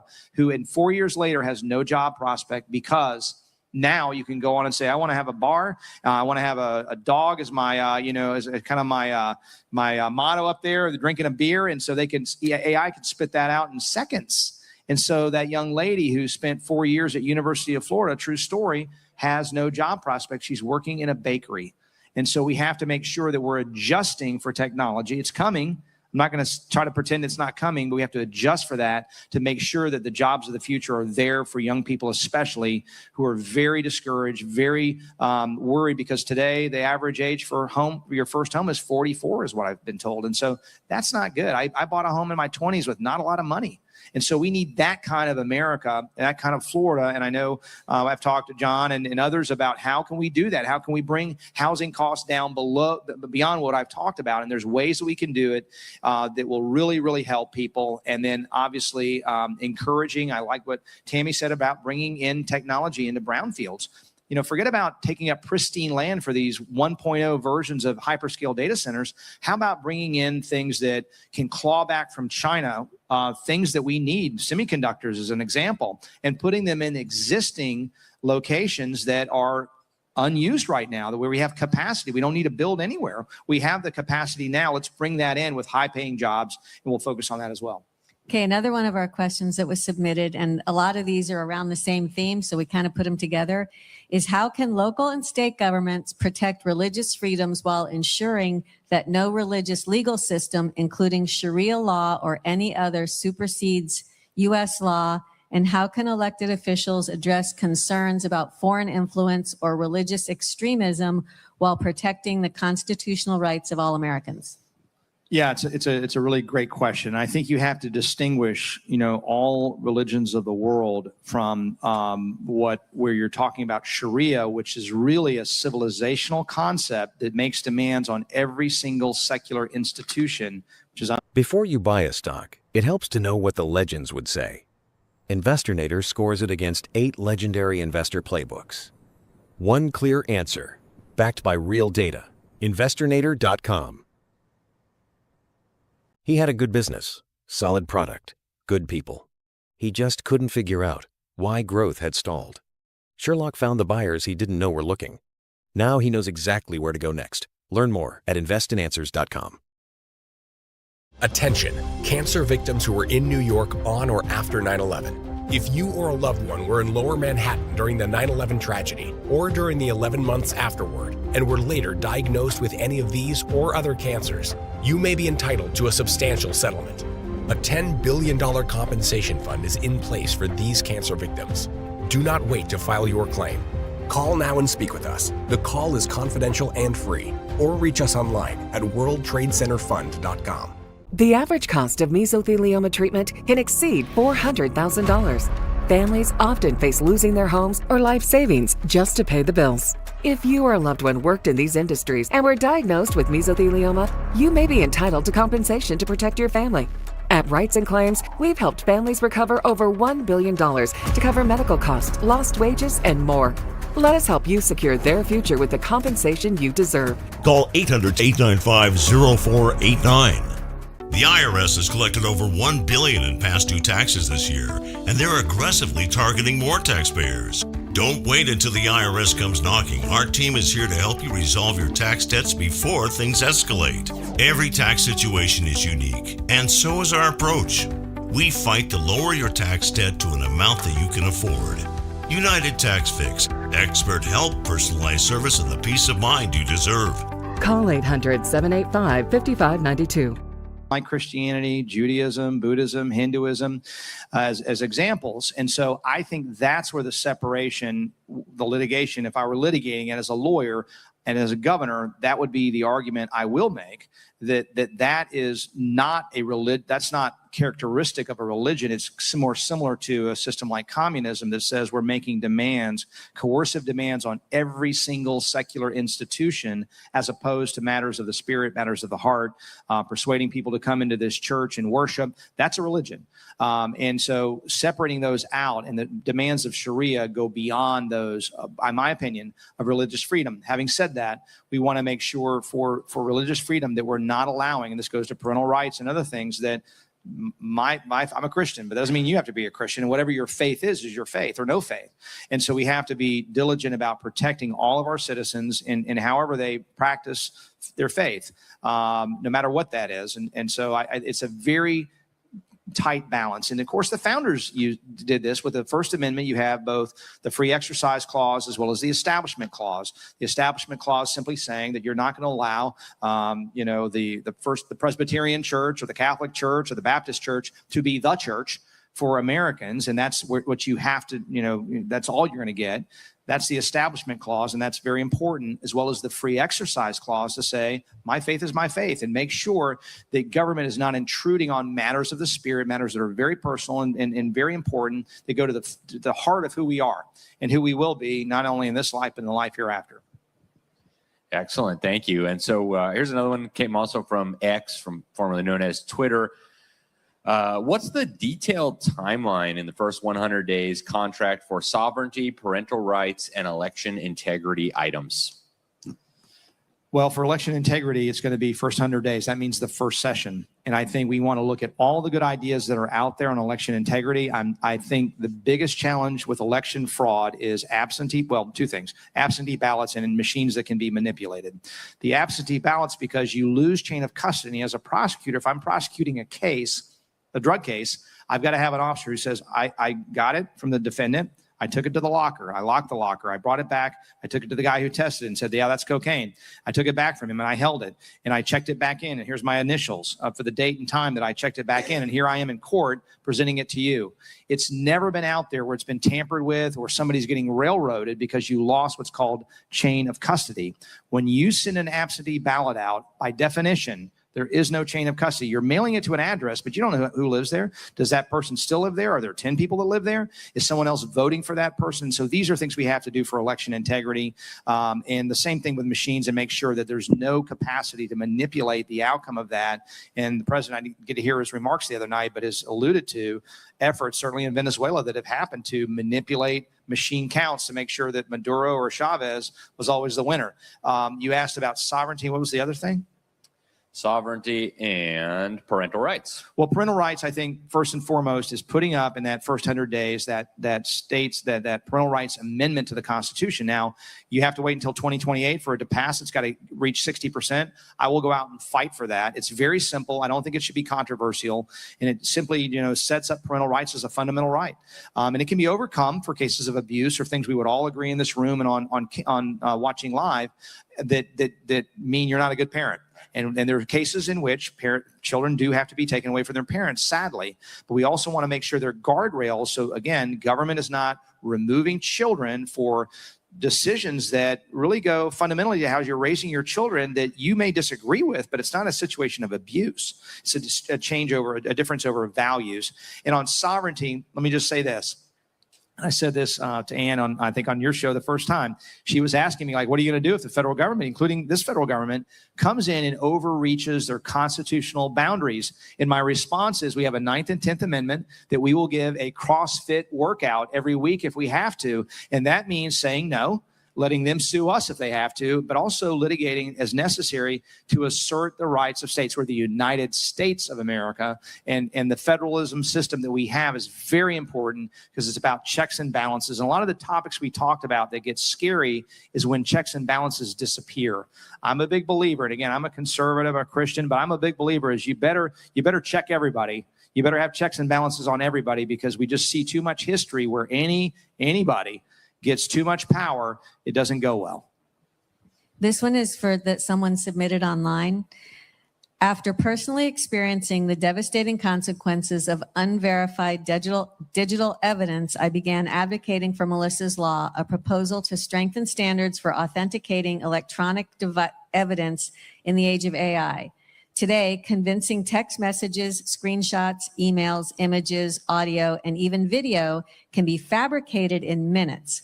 What specific legislative reforms do you believe Florida should adopt to ensure due process keeps pace with advancing technology while protecting innocent citizens from false accusations without hindering legitimate law enforcement investigations?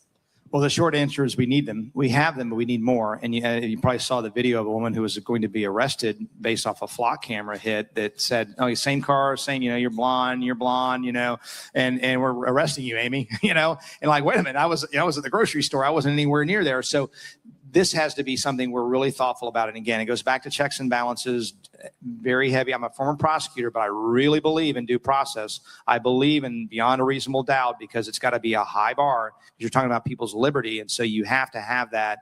And so we have to continue to look. And the beauty about the legislative process is new things come. I didn't know what a hyperscale data center was when I was speaker. It was brand new, and now they've been coming like gangbusters over the last 12, 24 months. And that's where the legislature every year can step in and say, hold on a second. And the same thing with these sovereignty issues, with these civil liberties issues, is there's going to be some new game to be played that's going to abuse people, and we have to step in and stop it. The government has a role and a responsibility to do so. Excellent. And here's another one from X. We've got thousands of people watching on X right now, at least. And the question is, how soon after taking office would the 30% state budget / and open the books approach for local governments begin? Right away. I've said on the affordability special session, of which Doge is a part, is that when my wife Adriana, who is here, I should recognize you, baby. Stand up. Be embarrassed on TV. But God willing, I will be. She'll be holding a Bible, and I'll have my hand raised. As soon as my hand comes down, I'll say to the legislature, "Hey, keep your bags packed. We're not waiting until the March session, the regular session. We're going into session right now, because truly, people are really desperate right now." And part of that is in my property tax plan is savings. And so that means savings at the state level, the local level, universities, special districts, our Medicaid program. I guarantee you there is waste, fraud, and abuse there. And I've had these conversations like I had with Catherine, with people who are way smarter than me, who talk about the fact that when it comes to healthcare fraud, you can steal $1 million and your penalty will be $250,000. Well, that's a pretty good deal to steal illegally, basically, and get away with it and not have your license pulled or have something happen where you go to prison for that. And so we're going to have to tighten our restrictions and have greater audit functions and make sure that we're holding people accountable. And I will tell you candidly, for all those watching, that I don't care if you're a lifelong Republican, if you're stealing money, just because you're on my side of the aisle doesn't mean you're going to get any breaks from me. We're going to hold everybody accountable that steals from the taxpayers. People have lost confidence in institutions. We're going to restore that confidence and go after public corruption. Okay, thank you. We'll do one more from online, and then you can line up here to ask your questions. So this one is somebody submitted again earlier this week. How do we get the naturopath legislation to pass in Florida? And are you going to keep Surgeon General Latipo on? The answer to the second question, if he wants to stay, I would love for him to stay. How's that? I think the Surgeon General has done a great job. Listen, I mean, what he just did with the First Lady on what's in our baby formula, what's in common candies, was jaw-dropping. And to think that there's arsenic in baby formula, those things that they revealed, needs to be done for all foods. The way to exercise your freedom is to have information. And the only thing I would mandate is information, so people have transparency. They know what is in their food, and they can make choices. I go around with a Yucca app and say, what's in this? And some of the things you think are organic and this and that, and they have a great labeling, are not so good. And so you really have to do your due diligence there. And now I think I've lost your question. The first part of it was, how do we get the naturopath legislation? Yeah, I think we passed it. John, did we pass it? It did pass, but it got vetoed. Oh, wow. Okay. I'm surprised. But, well, I can tell you I'm not going to veto it. How's that? All right. So if anyone has a question, just come up. Let's start with this gentleman right here. We promised he yes. could be first. And anybody else, if you want to line up, we can take the questions. Good evening, Commander Renner. And Yes, I'll sir. address you as Commander. Before you buy a stock, it helps to know what the legends would say. Investornator scores it against 8 legendary investor playbooks. One clear answer, backed by real data. Investornator.com. You don't buy life insurance because you plan on dying. You buy life insurance because your loved ones plan on living. Life insurance can be a legacy and a wonderful gift to your family. When it comes to life insurance, there are lots of options. How and where do you start?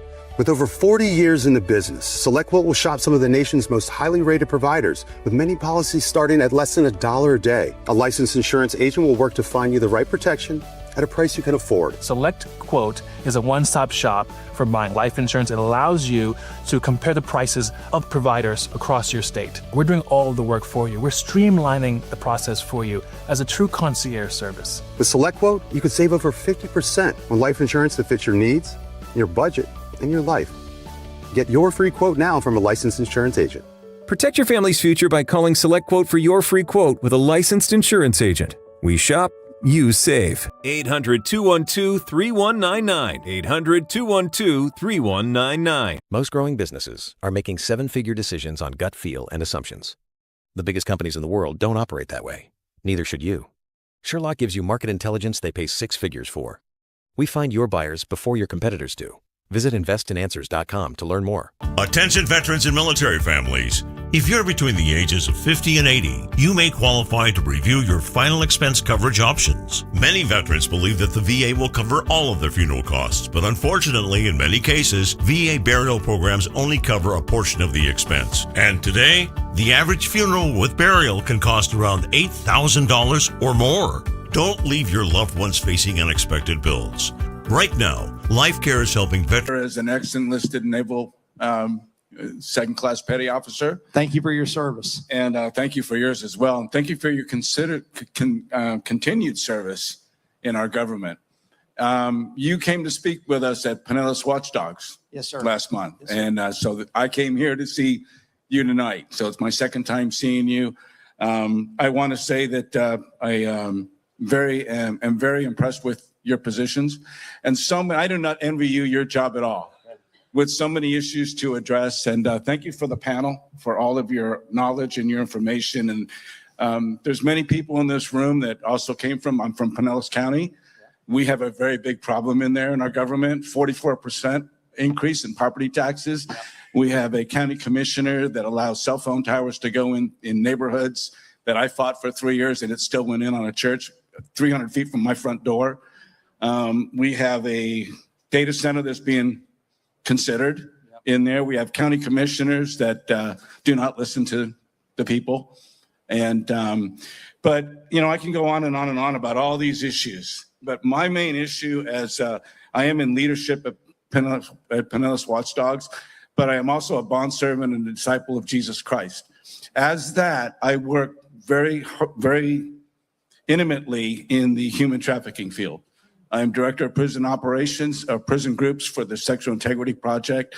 In the last week, I conducted 2 Zoom calls and went to Pinellas. I go to Pinellas County Prison every Friday, and I treat about 45 gentlemen a week that are sex offenders. I watch these sex offenders do their time, come out of prison, and fight an uphill battle every single day. And we talk about porn and where this addiction starts. And it started in 1973 when they allowed porn to come in under the First Amendment. So we're having gentlemen that are addicted to this and then live their lives toward this and with drugs and human trafficking and everything. And it is an uphill battle for them when they get out. What's the question, sir? So the question is, what do you plan to do in helping with this human trafficking issue? I know your position on traffickers, I know your position on porn, but for the gentlemen that get caught up in it and that want to get out, and it's just an uphill battle for getting them counseling, for everything else. Yeah, I don't know enough about what can be done to change their behavior if and when they get out. I can tell you that if they're engaged, I mean, not to disappoint you, but if they're engaged in that kind of thing, they're going to wish they did not come to Florida when I'm governor. We'll take a very, very hard approach to that. And so that means additional penalties. That means additional funding. Compared to domestic violence, which we've done properly a lot to give a lot of visibility to stop that from happening, we are significantly underfunded, relatively speaking, with human trafficking, both in terms of investigators who cannot get after real-time cyber tips of real boys and girls that are being groomed by the worst of the worst. We have to close that gap and make sure there's an investigator saving that child before it's too late. We also have to have money for the victims. And so many of them are trafficked for prostitution, find a way to get their records in a format where they can go and live a better second half of their life than they did the first half. Those kinds of things have to be done. But I'll just tell you, I don't know what can be done for them on the backside, but I am interested in helping them on the front side so they never get to that place, because once they hurt a kid, it's bad day for them when I'm governor of Florida. Well, sex offenders, it's not about hurting kids. It's about some charges and stuff. So that's where it gets kind of clouded in. Thank you, sir. We got to move on. We got a long line. Thank you very much for your question. Thank you. Next, thank you very much. Hey, Sam. Speaker Renner, thanks for coming to Lakeland, right down the street from my house. Make it easy for me. There you go. All right. Sam Romaine here. I'm the chairman of the Polk County Republican Executive Committee. My question will be a little different today on jobs and bringing business into Florida.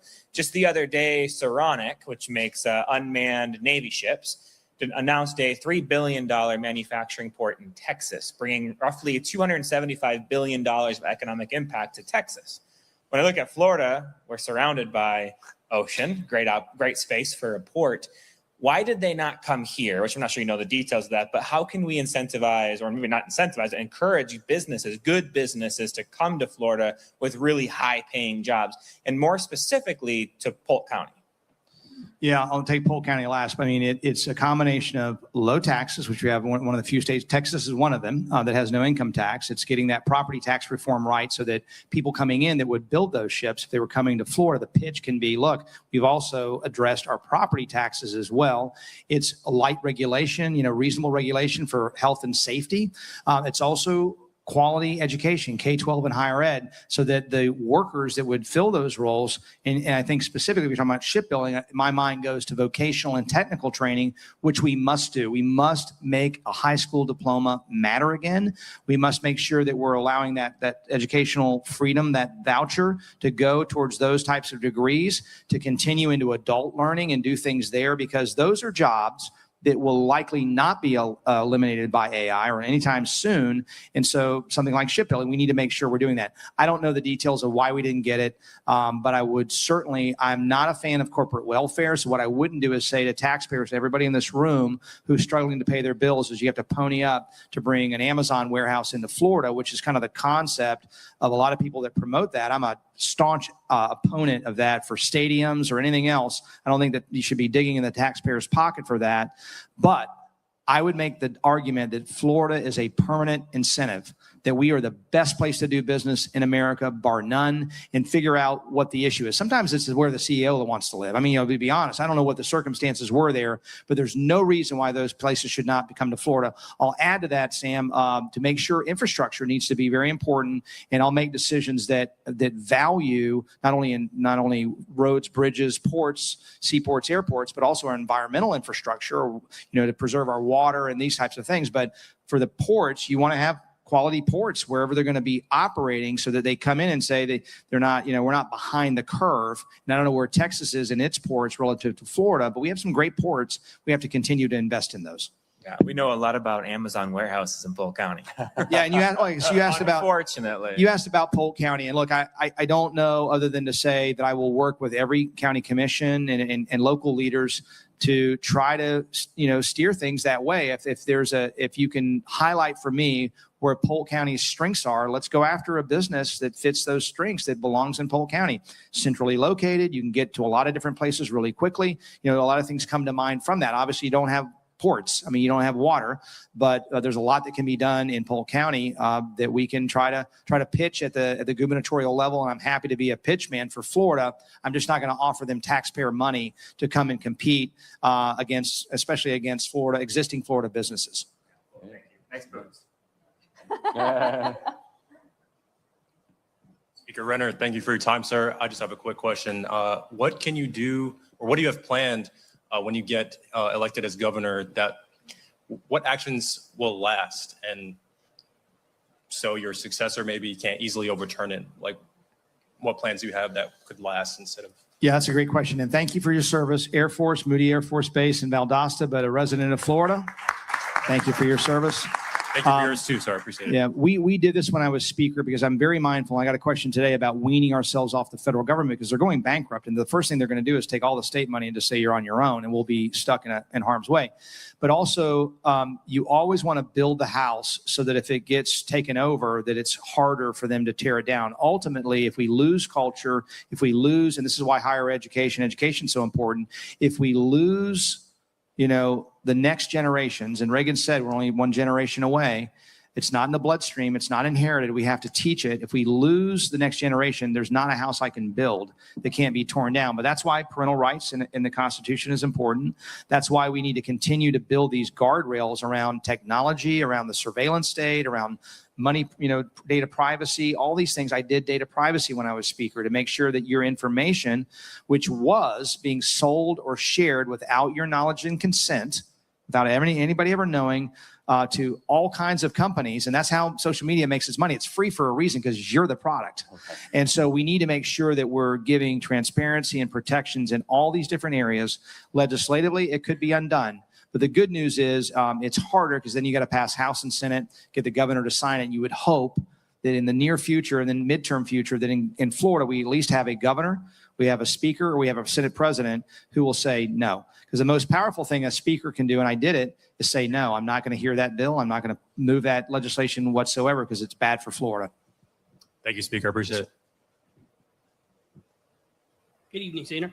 My name is Bradley Fee. We are advocates. We run Grace for the Children. We are advocates for children's rights here in the state of Florida. And I just have a couple of questions. I've heard you guys hint on it tonight, how the court system and If you're on supplemental oxygen, heavy and awkward tanks can be a burden. Now you can leave home and leave the tanks behind with Inogen, portable oxygen therapy that moves with you. With my Inogen, now I'm able to do the things that I've always loved. I just press the button here, and there's my oxygen. Inogen systems are so small and light, you're free to leave the house without the hassles of an oxygen tank. I could play golf again. I could go grocery shopping. I'm free again. With the Inogen, I can handle my own oxygen. I can carry my own oxygen. I go anywhere with this. Look how small it is. And right now, you can try an Inogen portable oxygen system for 30 days risk-free. Call us right now. If you qualify, we'll send you an Inogen system to use for 30 days risk-free. Your insurance may even cover your new Inogen system. If you're on oxygen, you need to be using an Inogen. Call 800-313-6867. 800-313-6867. Before you buy a stock, it helps to know what the legends would say. Investornator scores it against 8 legendary investor playbooks. One clear answer, backed by real data. Investornator.com. You don't buy life insurance because you plan on dying. You buy life insurance because your loved ones plan on living. Life insurance can be a legacy and a wonderful gift to your family. When it comes to life insurance, there are lots of options. How and where do you start? With over 40 years in the business, SelectQuote will shop some of the nation's most highly rated providers, with many policies starting at less than $1 a day. A licensed insurance agent will work to find you the right protection at a price you can afford. SelectQuote is a one-stop shop for buying life insurance. It allows you to compare the prices of providers across your state. We're doing all of the work for you. We're streamlining the process for you as a true concierge service. With SelectQuote, you could save over 50% on life insurance that fits your needs and your budget. And how tough things are on, and decisions that are made in the court system are kind of rough right now. But just to give you a couple statistics and then ask you how you would improve them, we have the caseworkers. 50% of them are overturned in 18 months. After 3 years, only 15% of the workforce in the caseworker system remain there.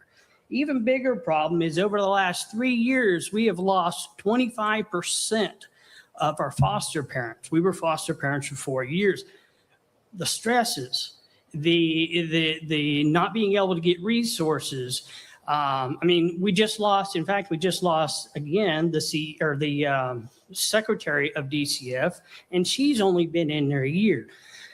The DCF system is just so bogged down right now and is not operating efficiently that I think more and more problems are being caused because of that. How would you improve DCF? Boy, I didn't have this in my contract with Florida because I don't know if I can fix this in 100 days, to be honest with you. It's you see no matter who it is, Democrat, Republican, whoever it is, good governors, not so good, nobody can seem to fix DCF, and it has got a boatload of issues that need to be fixed. And so I would just tell you that what I would like to see us do is really look strongly before we have to fix DCF, but look strongly at getting upstream. I believe in getting upstream of problems. The reason DCF is dealing with the catastrophe, the fallout. I'm a litigator. I'm dealing with contracts where they all, shook hands and say, let's go get some Krispy Kreme donuts and celebrate our new business together. And 2 years later, they hate each other's guts and they're coming to me to sue each other. You know what I mean? And so you want to get upstream of that problem so the problem doesn't happen. That means better parenting, helping parents to really, so that it never happens that parents lose their kids in the first place, but also then when it comes to government's interaction, putting guardrails around there so it's not loosey-goosey about when a child can be removed. We want to make sure we're protecting children from serious abuse. And so it's a really difficult issue. And I would love to tell you, of all the things we've talked about tonight, the things I know best, and I can just, whip out answers to you, that I'm not as conversant on all the problems and all the solutions today. But I am convinced from 9 or 10 months of campaigning that is a very serious problem, that we have to get after this issue. And we have advocates in this room who want to do that and help me do that. And I'll be working with them to make sure that, and including yourself, to make sure that we do that and do right by children, do right by parents. Yeah, because many children are aging out before their cases ever get resolved. And then after they age out, the resources they have after they age out are just not there. If we could place them with families and get the system moving quicker, I think we could see improvements. Yep. Thank you. Hey, Ann.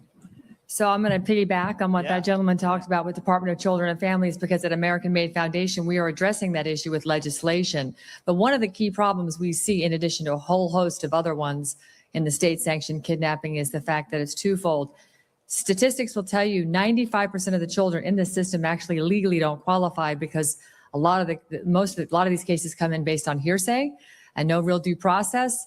And these family courts act like star chambers. They don't even really, the families are unable to defend themselves in many cases and bring in exculpatory evidence. As a prosecutor, how would you address just the family court situation? Because cases get sealed, there's no jury of your peers, et cetera, et cetera. Should there be changes made effective in the family court system? Yeah, you heard all night how I feel about parents and parental rights. And yes, we have to make sure we have guardrails. We were in the hotel room last night, and my son, I'm trying to carry him over to brush his teeth or whatever, and he starts screaming. And he's just a 4-year-old, so that's what he does. He's a boy. But I'm thinking, like, man, somebody's going to hear this and they're going to think I'm like abusing my child here. And then he starts laughing and everything's fine. But that's, what happens sometimes, where it's a neighbor, there's something happening over here that we don't see that's causing that complaint to be made. And people are nervous. You don't want to be the caseworker or the judge that doesn't take action and something horrible happens to a child. So you're always on that knife's edge, if you will, of what am I doing and how do I protect parental rights from having a child taken away and make sure that child is not legitimately at risk. Again, I would just have to tell you very transparently, we've talked about this a little bit. This is where I'm going to be going to you and the gentleman that just spoke and others that have looked at this extensively. I am absolutely convinced we have a problem that needs to be fixed. Specifically, how to fix it, I don't know yet, but I need to really work through a lot of these issues and make sure we hit a spot that we see improvement, because it's always the kids that get hit is the saddest part. Well, we look forward to working with you on that, because you can't make America great or Florida great if you're not making families great. Thank Amen. you. Thank you. I agree. All right, this is trouble. I know who's smarter on this side of the microphone. It's her. Well, I'm Krista Megan Kelly. I'm not a resident here, but I have a daughter who is. So when she makes me a grandma and you eradicate your murder lizards, I could possibly relocate down here. So I am a totally and permanently disabled veteran. And one of the things I do is advocate for proper ratings in healthcare. I understand it's all handled at the federal level, but state levels have welfare programs for veterans. What could you do, or do you have any insights in how you can incorporate more integrative health or functional medicine? I don't think the average person knows how much resources are wasted and how much harm is levied upon veterans through the pill farms and ignoring the root causes. Yeah, I really appreciate that question, because there's things that make me angry, like human trafficking. It also makes me angry that we have veterans who've served, who have had traumatic brain injuries, who have some real serious issues where it wrecks their marriage, they may commit suicide, they can't go out, they can't have normal lives, and all that the VA is doing is doping them up for life. And so when I was speaker, we invested significantly at USF down in Tampa to investigate one of those alternative, more holistic therapies, which is hyperbaric oxygen treatment. And so, and I believe this is going to be, thank you. And so that was a speaker initiative, because I was shocked that the VA had never stepped up to do this. When I talked to veterans, thankfully, when I came back, I didn't have those issues, but I have friends that I won't name, and they had great success. I've not met a person who's done this, has not had amazing success, changed their life. And so we put, I'll tell you, $28 million over use. It's a 5-year study.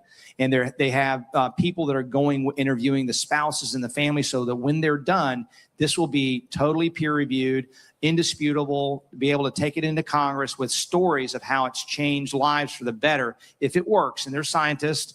They can't, they kind of wink at me, but they can't tell me it works yet, because they're about halfway, about 2.5 years through. That's an example, but I don't care. I'm agnostic to what works, which is why I'm okay with naturopathy, whatever. If it works, I've done acupuncture before, it worked for me.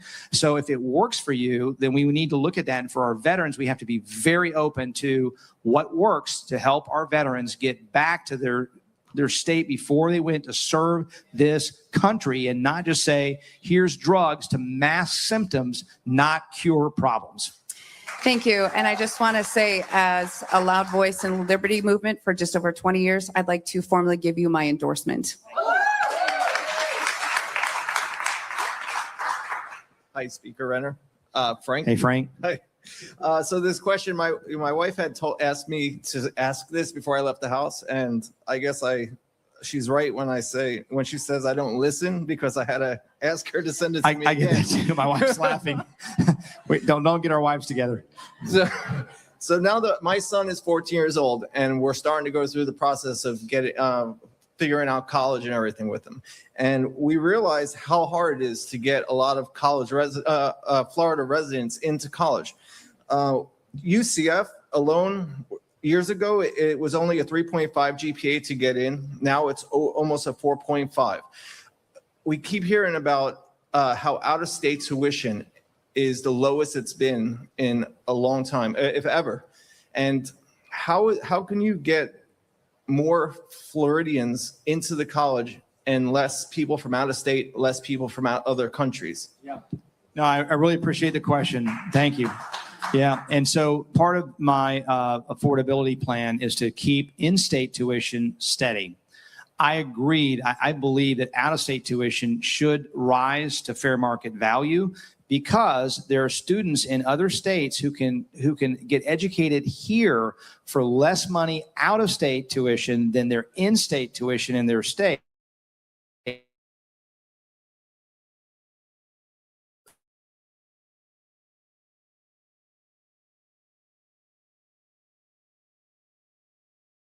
Continue subsidizing us keeping that tuition level.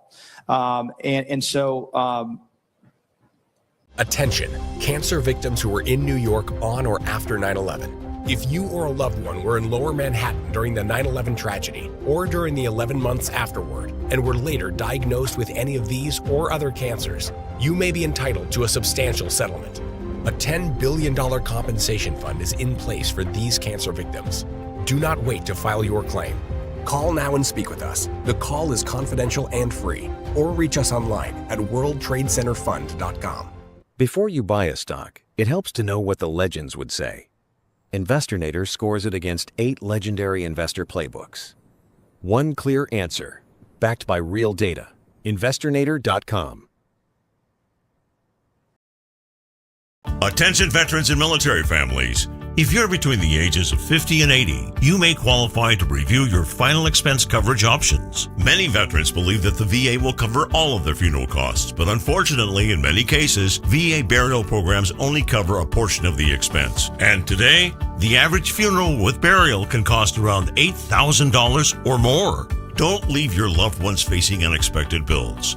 Right now, LifeCare is helping veterans and their families learn about final expense insurance options that may help cover funeral costs, medical bills, and other end-of-life expenses. With a quick call, you can find out if you qualify for affordable whole life insurance designed to help protect your family from these costs. In many cases, no medical exam is required, no lengthy health questionnaires, and coverage decisions can be made quickly.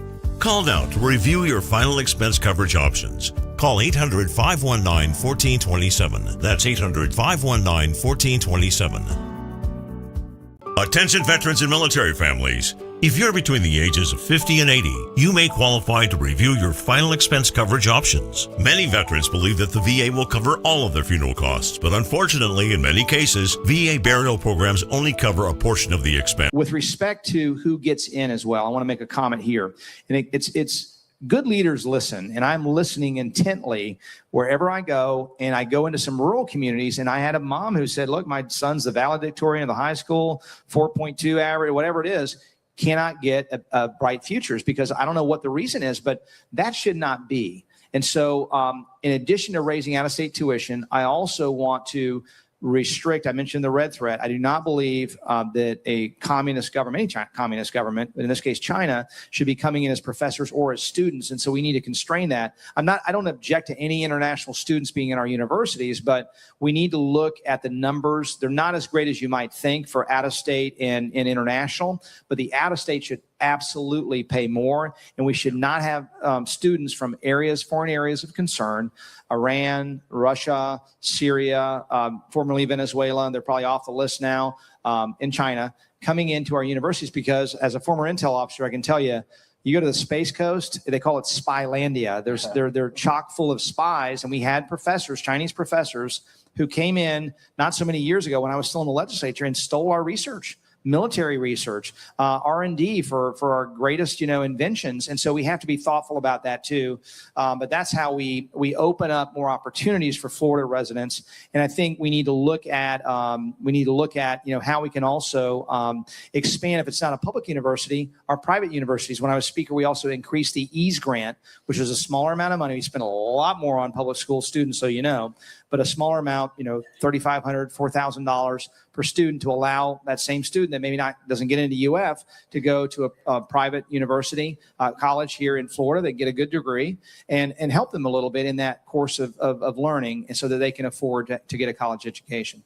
Perfect. Thank you so much. Thank you. All right, guys, we got time for 2 more questions. So we'll take the 2 ladies here, finishing with Juliana.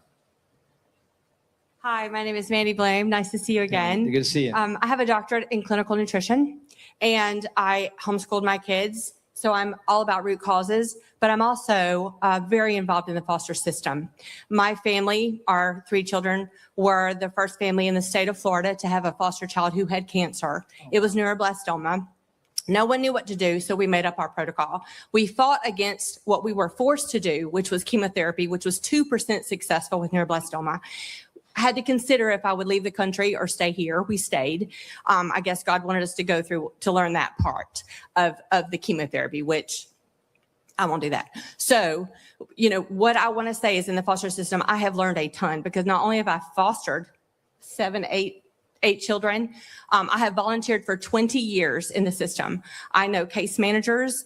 I volunteer every week. I'm not a social media kind of person, so I'm not out there saying, look at me, what I do. I'm telling you, I know what's going on in there.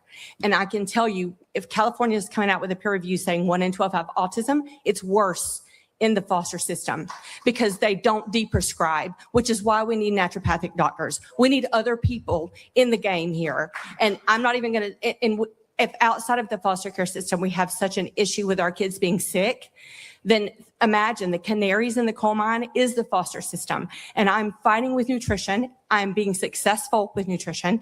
We are turning around health, getting kids off of metformin. We are getting kids off of having their thyroids removed, which is a long-term problem for a child. And so I want to be in on the conversations with these folks to say, I know the answer. I'm about to be published on this, but there's $748 trillion being spent for ACE, which is adverse childhood experiences of these kids in trauma. Foster kids hold the most of that.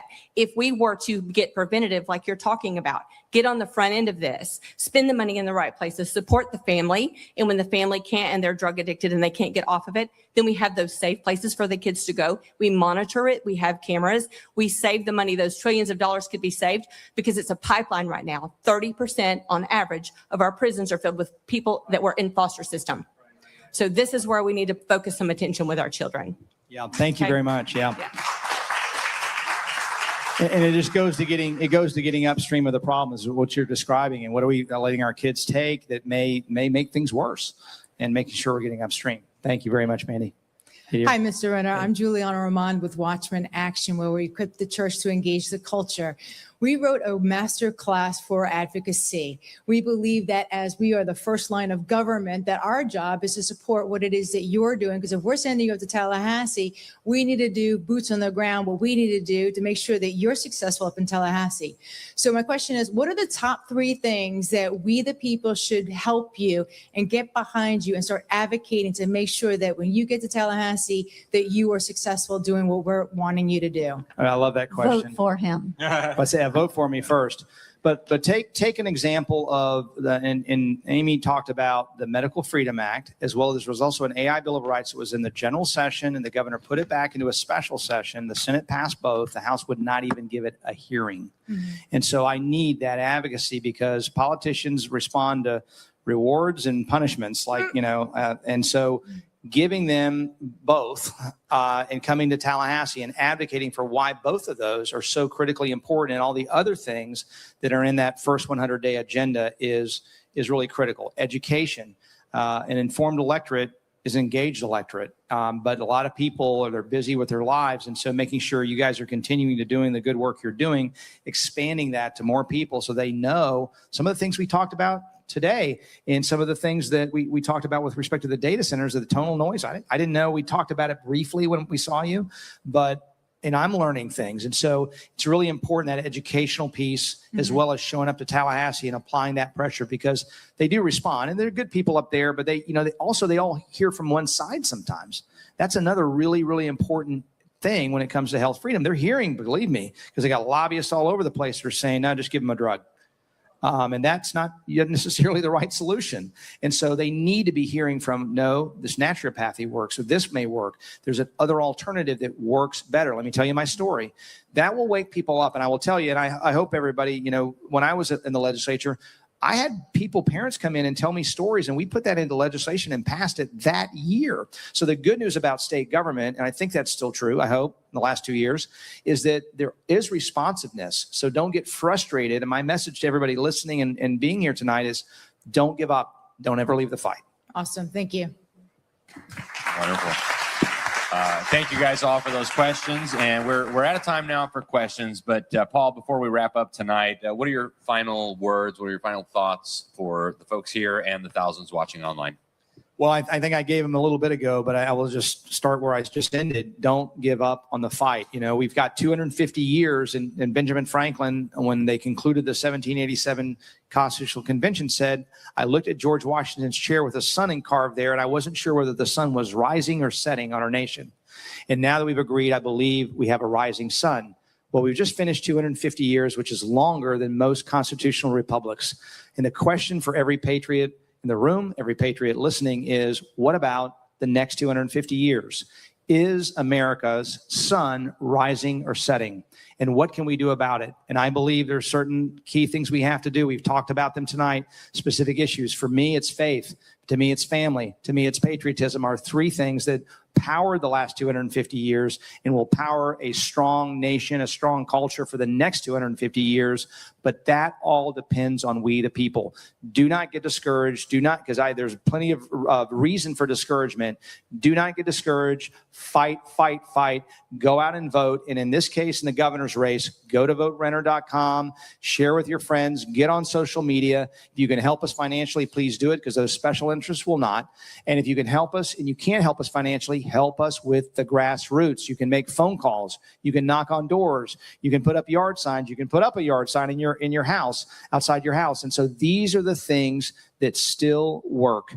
We control our destiny in this election. We cannot go backwards. We cannot go backwards. Florida is the leader in the country. And with your help, we will win this race, and we will continue to not only protect this free state of Florida, but strengthen it. Thank you. Do you have any final words? Thank you, Paul. Thanks, everybody, for being here. It's been a great privilege to spend some time with you all. And I just want to encourage you, during COVID, and this was just a few years ago, I was traveling around the country and even internationally, and I was just appalled every time I would land somewhere else. You know, do you have your 8 masks on? Have you had your shots? Do you have your vaccine passport? And then I'd come back to Florida, and everything was normal. Like, yeah, I mean, there was people, watching too much, drinking too much of the Kool-Aid. But as far as the government was concerned, we were unbelievably blessed, and we could lose all of that. So we need to take this really. Uh-oh, did I lose my mic? Yeah, can you hear me? Yeah. Oh, You still? thank you, Paul. So we need to take this really, really seriously. We have an important election coming up. The future of our country is on the line. The future of our state is on the line. And we've got children, we've got grandchildren. So regardless of what you decide to do, get involved somehow. It's not enough to just vote. When the Constitution says we, the people, it's ultimately us who are accountable. And just voting every 2 years or every 4 years is not enough. So find a candidate that you support who believes what you believe and get involved. If you can write them a check, write them a check. If you can't, go knock on doors, go make phone calls. The more good people get involved, the faster we can protect our freedom and restore our freedom. So get involved somehow. Thank you guys, and God bless you. Thank you. And again, thank you all so very, very much for being here and for joining us and for getting to know soon to be, hopefully, Governor Paul Renner soon. And I just want to say again that the governor's race isn't a prize to be won. It is a job to be done. And the talking heads and the pundits, they all have their say, but the only voice that matters is yours. And tonight you were heard. All of you. You hear, the ones online, do not let anyone take that from you. So, Florida, you just got the interview you deserve. Now, go tell your friends, tell them to tell their friends, August 18th, go vote, and let's hire Paul Renner.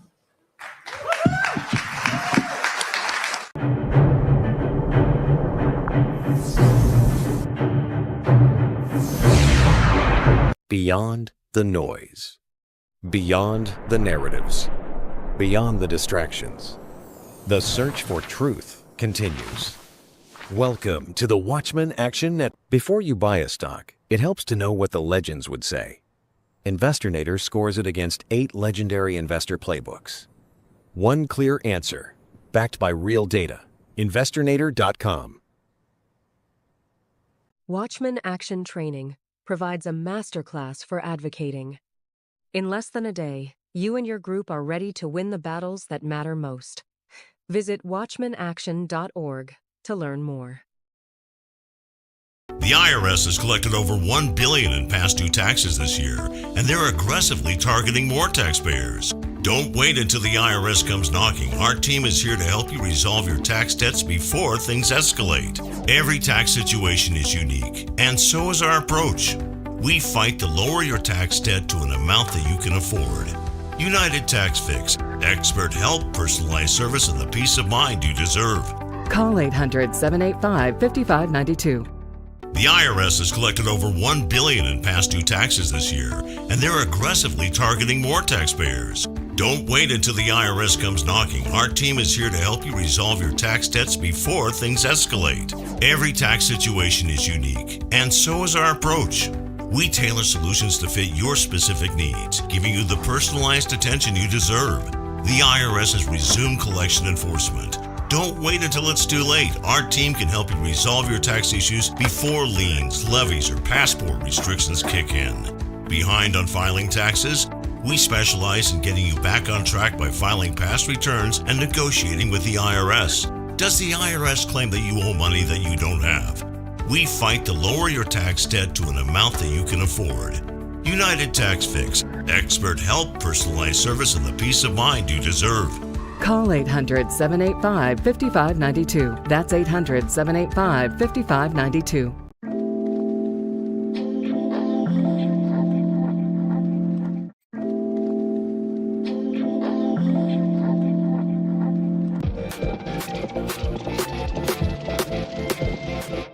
R.C. Williams, Watchmen Action. Yes. So I'm looking at the church community as you are and as everybody is. Charlie has a big eye on the church community as well, and seeing, for lack of a better term, untapped potential, right? To mobilize and to be active in the culture, in their community, in elections, which is obviously important.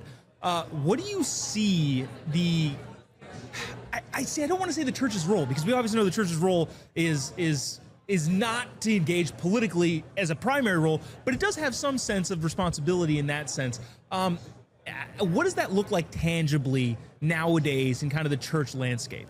Great question, Joe Bob. And Charlie has tapped into something that I think is really important. He understands that the church's role in the culture is to set the tone.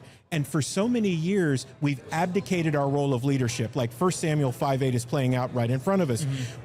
God was king, and they said, no, we want a king like the human kings. And he's like, here's all the bad things that are going to happen to you when you do that. So the church has ceded its role in leading the culture, and people ask why the culture decays. It is because we have ceded our role. So the church needs to retake its rightful place, Joe Bob. And I'll be honest with you, church politics, like any other politics, can be messy. And there is a cultural shift happening demographically. And so young people now are really starting to ask tough questions of their elders. Why do we do these things or have these standards, but it seems like we're talking out of both sides of our mouth? One of the reasons that we created Watchmen Action is in our research. We own a research business, Sherloc. We were finding all these things, and we said there's a giant gap between great people and great tools when it comes to conservative Christians. How can we bridge that gap in a way so the church can retake its rightful place of shaping and leading the culture? You know what? I don't want to say Charlie and I would disagree on this necessarily, but maybe have different perspectives in coming at this.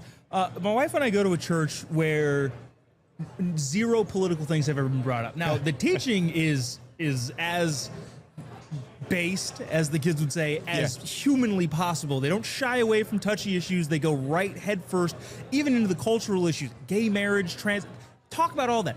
But there's no political angle to it, and we like it like that. Now, that's not the same with a lot of other churches, and I know churches that Charlie's spoken at that have openly said, we all support Donald Trump. 99.9% of our church does too, but it's never spoken. Right. What in your mind is the difference? What are some of the pros and cons of either or of those strategies? Joe Bob, I think what happens is that we get to a man or a movement, and this is nothing against President Trump or the MAGA movement, but when we put a man or a movement in front of God, we run into these challenges. You have to understand historically, and this is biblical, by the way, God created government. When Moses was overwhelmed and didn't know what to do, what did God do? He sent Moses' father-in-law and said, break them into tens, fives, hundreds, right? And allow these people to govern to help you. God understands our need for structure. And by the way, he has held us, me, you, as leaders in the culture to a significantly higher standard. That's Ezekiel 33:2 played out. The discussion on Watchmen, what he's saying in that verse through Ezekiel is, you are a leader, therefore I hold you to a significantly higher standard. Joe Bob, people think of politics as a man or a movement instead of understanding that the role of governance, 4 levels of government: self-government, church government, or family government, church government, and then civil government's supposed to be about that big. When we cede our role and we say, look, nothing political happens here. It happens every day. Most pastors don't see it because they're not engaged with the church that they pastor. What happens when you're not is that triangle turns upside down, and then civil government rules top down, which is not a constitutional republic. I'm curious about your thoughts on this, because this is some of my, and this has been kind of an ongoing theme that we talk a lot about here, is the arts, right? I look at, I mean, you know, you look at the Bible as historical literature too, but in the sense there is, you know, it's written in a way to invoke emotion, right? And I'm a big proponent of the arts and using emotion to evoke change in a society. One of the things that I think we run into as conservatives, especially Christian conservatives, is it's difficult to show the messiness without blurring some more Christian moral standards in terms of what kind of art you're making. Where do you think there's some leeway of, you know, maybe where, let me rephrase this. You can have a Christian message, but told in a way that I think the church may not condone. Is that something that can be accepted, do you think, widely? Does that make sense as a question? Oh, it totally makes sense, Joe Bob. And as you were saying it, the thing that popped into my head is that it's something that we do when we teach. We go all over the country, we speak and we teach. And one of the things we say in our introduction is, if you're feeling a bit uncomfortable, it is because you're sitting at tables that Jesus intended you to flip. We've painted Yeshua in such a way that he's this airy-fairy, everything's okay and everything. You do realize that he was hardcore. And I think we get so far away from that, Joe Bob, where people feel like it isn't okay to preach biblical truth. But what Jesus Christ did in the 3 years of his ministry is exactly that. He didn't hold back. And I think that we've gotten to a point where a lot of people cosplay Christianity. And I don't want to be offensive to anyone. I'm just going to tell the truth because that's what my father commands me to do. People are cosplaying Christianity today in such a way where they think it's a game. They come in, they want their TED Talk, they don't want it to go too long, they want their donuts and coffee, they want their fellowship, and then they want to go sin the other 6 days. Until we get serious about what Jesus intended us to do, because I'll tell you how I look at my life every day as a believer and a leader. I don't ask, what would Jesus do? My question to myself is, am I doing what he would expect me to do in bearing my cross and following him? And there are days where the answer is absolutely not. And I have to go look at that and say, thank God for grace and mercy, and continue on. But Joe Bob, until we're serious about that conversation, and I think younger generations can handle it. As a matter of fact, I think they're hungry for leadership, and we've missed that in a generation gap. My wife and I are Generation Xers. It's our responsibility to help the younger generation understand you're heard, you're appreciated, you're accepted. Here are all the hard truths that you're going to need to understand in order to influence the culture. And how do you do that? So I think the first thing is we have to listen more than we talk. You know the old adage, 2 ears, 1 mouth? You should be listening more than you talk. And what we found in practice, because our kids, 2 of them are in their 30s and 1 is in her late 20s, very different school, education, everything like that. But our experiences in opening a community center in Orlando and listening to young people, when we're willing to listen, they're willing to speak. And what we found in that experience in the hood in Orlando, Florida, 2 things in a heavily black community. They were conservative and they were Christian, but no one had ever given them context to understand why they felt the way that they felt, nor did they educate them, by the way, going back to politics for a moment, that public servants work for them and not the other way around. That's where it starts. Interesting. Structural, foundational, and civic, really. That's how that works. Well, RC, this has been great. I appreciate you taking the time. Where can people find you? Yeah, Joe Bob, thank you so much for having us on. Everything Watchmen Action, people can go to watchmenaction.org. Now it's plural, so it's Watchmen, M-E-N, watchmenaction.org. Watchmen, not watchman, watchmen. Correct. Watchmenaction.org. Awesome. Thank you so much. Really appreciate taking the time. Thank you, my friend. Thank you. God bless you.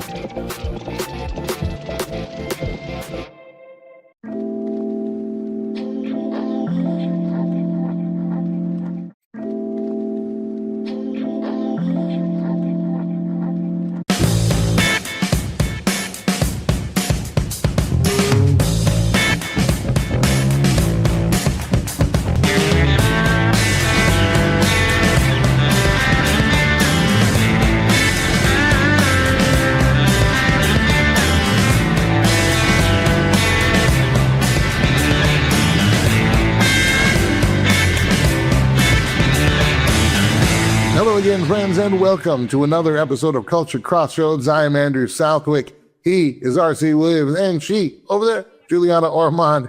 Watchmen Action, of course, watchmenaction.org. You can find everything they're doing there. They are coming to us live and on location from the International Christian Film Festival in the home state of Florida. My friends, good to see you this week. How is the festival? We're going to talk about it later on, but just how's things going where you are on location? Andrew, it's great. You know, we're at the Doubletree SeaWorld in Orlando. This is our 4th International Christian Film Festival and the 14th overall. We saw the founder, Marty Jean-Louis, this morning, and the first question he asked us, he's like, this is number 4 for you. So he's got a game going on where, based on the face he sees, he has a pretty good idea of how many ICFFs you've been to, and it's great to have. Excellent. Yeah, last year you were there. We brought interviews from... I'm going to forget his last name. This is why I really should have written this down. Remember our friend Casper that we talked to? Yes, Casper McLeod. Yeah. Casper, thank you very much. I know. And he's like a legend too. And here I am. Yes, anyway. he is. But hopefully you can excuse me for a little bit of scatterbrainness, because there is quite a bit going on in the news and news cycle and current event cycle. And that's what we want to kick off with here. And we're going to start. Core question here: are we facing in America a political violence problem or a spiritual disorder really showing up politically? Federal prosecutors, as many of you now will know, unless you're living under the last rock possible that has no even access to Starlink at this point, but federal prosecutors say 31-year-old Cole Thomas Allen of Torrance, California, was charged after the April 25th, 2026 shooting incident at the White House Correspondents Association dinner. The DOJ says he faces charges including attempting to assassinate the president, transporting a firearm and ammunition across state lines with intent to commit a felony, and discharging a firearm during a crime of violence. The Associated Depressed, as Rush Limbaugh would say. The Associated Press, or the AP, easier to say, reports that prosecutors allege Allen had taken a photo of himself minutes before the incident wearing black clothing, a red tie, a shoulder holster, ammunition bag, and knife, and then he tried to race past security. Hey guys, you know Juliana and I and what we do, so let's be honest. The healthcare system has become a maze of red tape and sky-high costs. That's why we want you to check out Altrua Health Share. That's a community of people helping people. Now, Altrua isn't insurance. It's a faith-based health sharing community where members cover one another's medical needs, not corporate profits. Okay, important stuff. You'll get access to over 1 million providers nationwide, and you can save thousands of dollars a year based on what you're dealing with now. It's time to take control of your healthcare. So here's what we need you to do. We need you to go to altruahealth.org/Watchmen. That's altruahealth.org/Watchmen. And when you get there, use the promo code FREEDOM100 for an additional discount. Or you can give them a call and discuss the options. 512-717-4639. That's 512-717-4639. altruahealth.org/Watchmen. Make sure to tell them the Watchmen sent you. The average cost of mesothelioma treatment can exceed $400,000.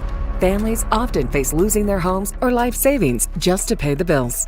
If you or a loved one worked in these industries and were diagnosed with mesothelioma, you may be entitled to compensation to protect your family. At Rights and Claims, we've helped families recover over $1 billion to cover medical costs, lost wages, and more. Let us help you secure their future with the compensation you deserve. Call 800-895-0489. Before you buy a stock, it helps to know what the legends would say. Investornator scores it against 8 legendary investor playbooks. One clear answer, backed by real data. Investornator.com. Watchmen Action Training provides a masterclass for advocating. In less than a day, you and your group are ready to win the battles that matter most. Visit watchmenaction.org to learn more. Attention veterans and military families. If you're between the ages of near the ballroom before an exchange of gunfire with Secret Service agents. President Trump and everyone at the dinner were uninjured.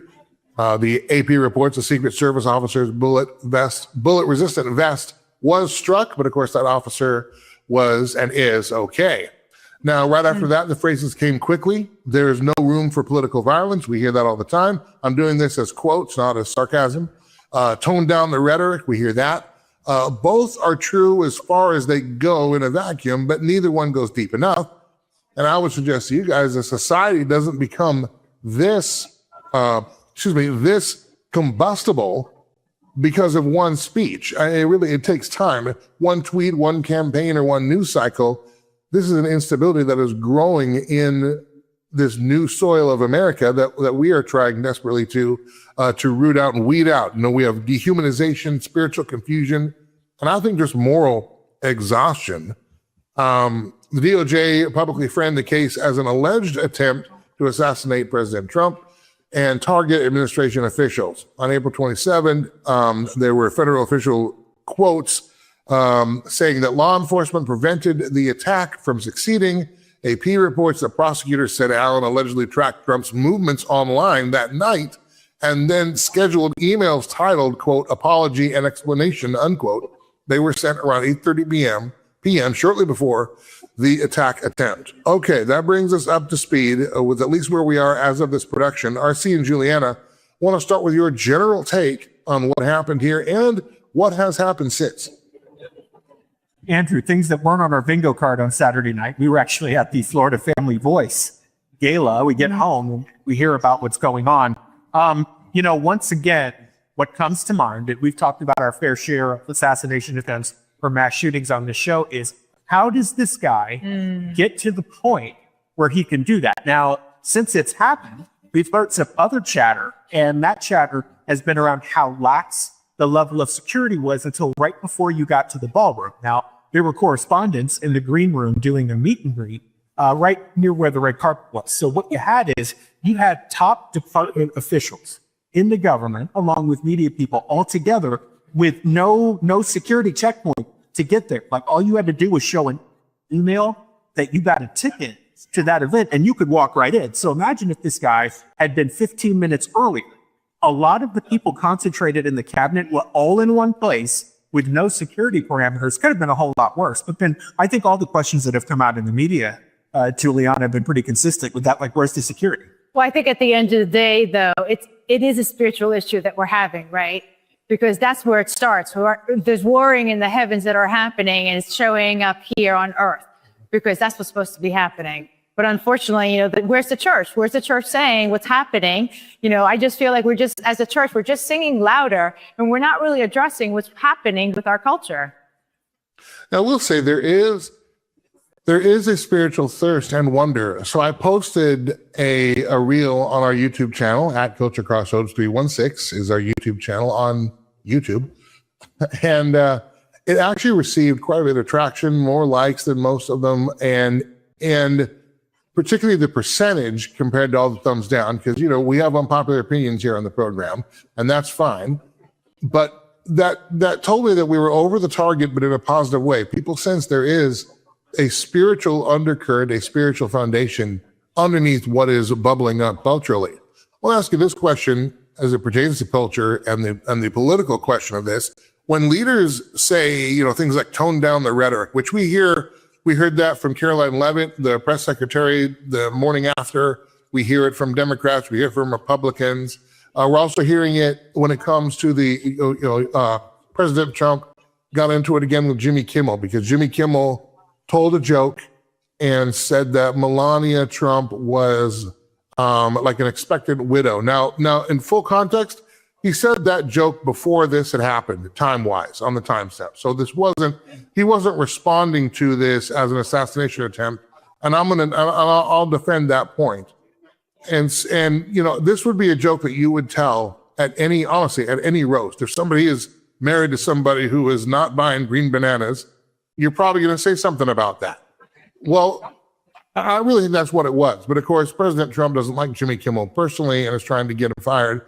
You have, and I'm bringing this up for a reason, you have roughly half of conservative media saying, yes, ABC should fire Jimmy Kimmel. The other half saying, well, yes, what Jimmy Kimmel said, even if it was in a proper context in terms of it wasn't in response to the shooting, even if it was in that context, it's ugly, it's repugnant, what have you. But that doesn't mean he should be fired. And it certainly doesn't mean that the White House or the president should be pressuring or giving the appearance of pressuring any corporation to do anything, let alone fire their people or change their program. This brings me to the question, when leaders say tone down the rhetoric, if we're going to go along with that, well, who's going to get to decide what speech is dangerous, what speech is merely offensive, what's provocative, or what's morally or physically urgent? This is a slippery slope that we're on right now, because we, the people, need to be making sure that we're hearing what it is that we want to hear based on our activity with the viewership, right? If we don't like what's being said, we need to change that channel and turn on something else. But I don't think anybody has the right to tell anyone that they're not allowed to say what they want to say unless it's a direct threat to someone in front of you, right? But outside of that, I mean, we've got a freedom of speech for a reason. We need to protect that under all circumstances. Andrew, I would add to Juliana's great point is that pot meet kettle for these same people who are saying, tone down the rhetoric. Why don't you tone down your rhetoric and stop putting people in a position like this guy who had obviously become radicalized in whatever form to go do something like this? It's like you'll take whatever cheap shots you need to take and turn up the rhetoric to get your political points. But then when the fire jumps off the frying pan and gets you, you're like, oh, don't burn me. No, wait, you need to turn down the rhetoric. It's like, maybe you guys should take a look in the mirror and lead by example as public servants. And maybe that rhetoric would be turned down a little bit on the different networks who are highly partisan. And then people would not do crazy things. What responsibility do you think then that political commentators, or let's expand that, pastors, media hosts, even citizens have when we're talking about our opponents? One of the things I mentioned, again, on the YouTube post about this was we can have all the laws, or we can fire these people, or we can police speech, or we can do all this stuff. It's not going to change anybody's hearts. And until we have at least a return to a basic respect of human beings, I'm not talking about we agree on anything, but just you are a human being, and I respect you that much at least. And that's one thing why on this program, you don't hear me calling people, pet names or making fun of them, even people that I vehemently disagree with, because I'm trying to model that as well, even with this. And I know that if I created a bunch of pet names for people like President Trump does with everybody, it would be entertaining fodder. Some of that, could go viral, things like that. It would be very easy to do, and it's tempting, but I want to walk, and I want to walk my walk, and I want to do what I say that I encourage other people to do. What responsibility do you think people in the thought sphere have and the influence sphere have when we're talking about our opponents? I mean, here's what comes to mind first for me, Andrew. Ezekiel 33:2. As leaders, we are held to a significantly higher standard because large amounts of people are put into our care. We have that responsibility, just like anybody else, in leadership. And it's okay, Andrew. We have a track record of this. We were joking the other day that we need to hire an archivist, and we could just run old episodes of the show and find out those things that are happening now from 2 or 3 years ago. But I digress. The importance here of being in a position of leadership, you can call a spade, but then to say, oh, now I'm going to give them a pet name, or now you should go take some kind of action that may harm that person or their family is completely out of pocket. So you can be honest and bold with the truth without openly threatening somebody or moving people to do things or like take a path of violence. That you don't need to do that. Well, I don't think that Father would allow us to talk to each other. We're brothers and sisters in Christ, right? Just that alone, we should have a larger responsibility to how we are leading people and speaking to people and doing the things that we need to be doing as the leaders. And I mean, I think we've seen too, just over the past 5-6 years, I go back really to the summer of George Floyd, if you will. And the contrast between you're getting arrested for opening up your barber shop, you're getting arrested for going surfing alone in the Pacific Ocean. You don't buy life insurance because you plan on dying. You buy life insurance because your loved ones plan on living. Life insurance can be a legacy and a wonderful gift to your family. When it comes to life insurance, there are lots of options. How and where do you start? With over 40 years in the business, SelectQuote will shop some of the nation's most highly rated providers, with many policies starting at less than $1 a day. A licensed insurance agent will work to find you the right protection at a price you can afford. SelectQuote is a one-stop shop for buying life insurance. It allows you to compare the prices of providers across your state. We're doing all of the work for you. We're streamlining the process for you as a true concierge service. With SelectQuote, you could save over 50% on life insurance that fits your needs, your budget, and your life. Get your free quote now from a licensed insurance agent. Protect your family's future by calling SelectQuote for your free quote with a licensed insurance agent. We shop, you save. 800-212-3199. 800-212-3199. If you're on supplemental oxygen, heavy and awkward tanks can be a burden. Now you can leave home and leave the tanks behind with Inogen, portable oxygen therapy that moves with you. With my Inogen, now I'm able to do the things that I've always loved. I just press the button here, and there's my oxygen. Inogen systems are so small and light, you're free to leave the house without the hassles of an oxygen tank. I could play golf again. I could go grocery shopping. I'm free again. With the Inogen, I can handle my own oxygen. I can carry my own oxygen. I go anywhere with this. Look how small it is. And right now, you can try an Inogen portable oxygen system for 30 days risk-free. Call us right now. If you qualify, we'll send you an Inogen system to use for 30 days risk-free. Your insurance may even cover your new Inogen system. If you're on oxygen, you need to be using an Inogen. Call 800-313-6867. 800-313-6867. Yourself but you could gather in the streets and burn down buildings and destroy police cars and take over entire city blocks, and all that is mostly peaceful, and all of it is in the name of equality. When we see the example, particularly of inaccountability of this kind of behavior is okay as long as it's directed this way, then we're going to turn the other cheek.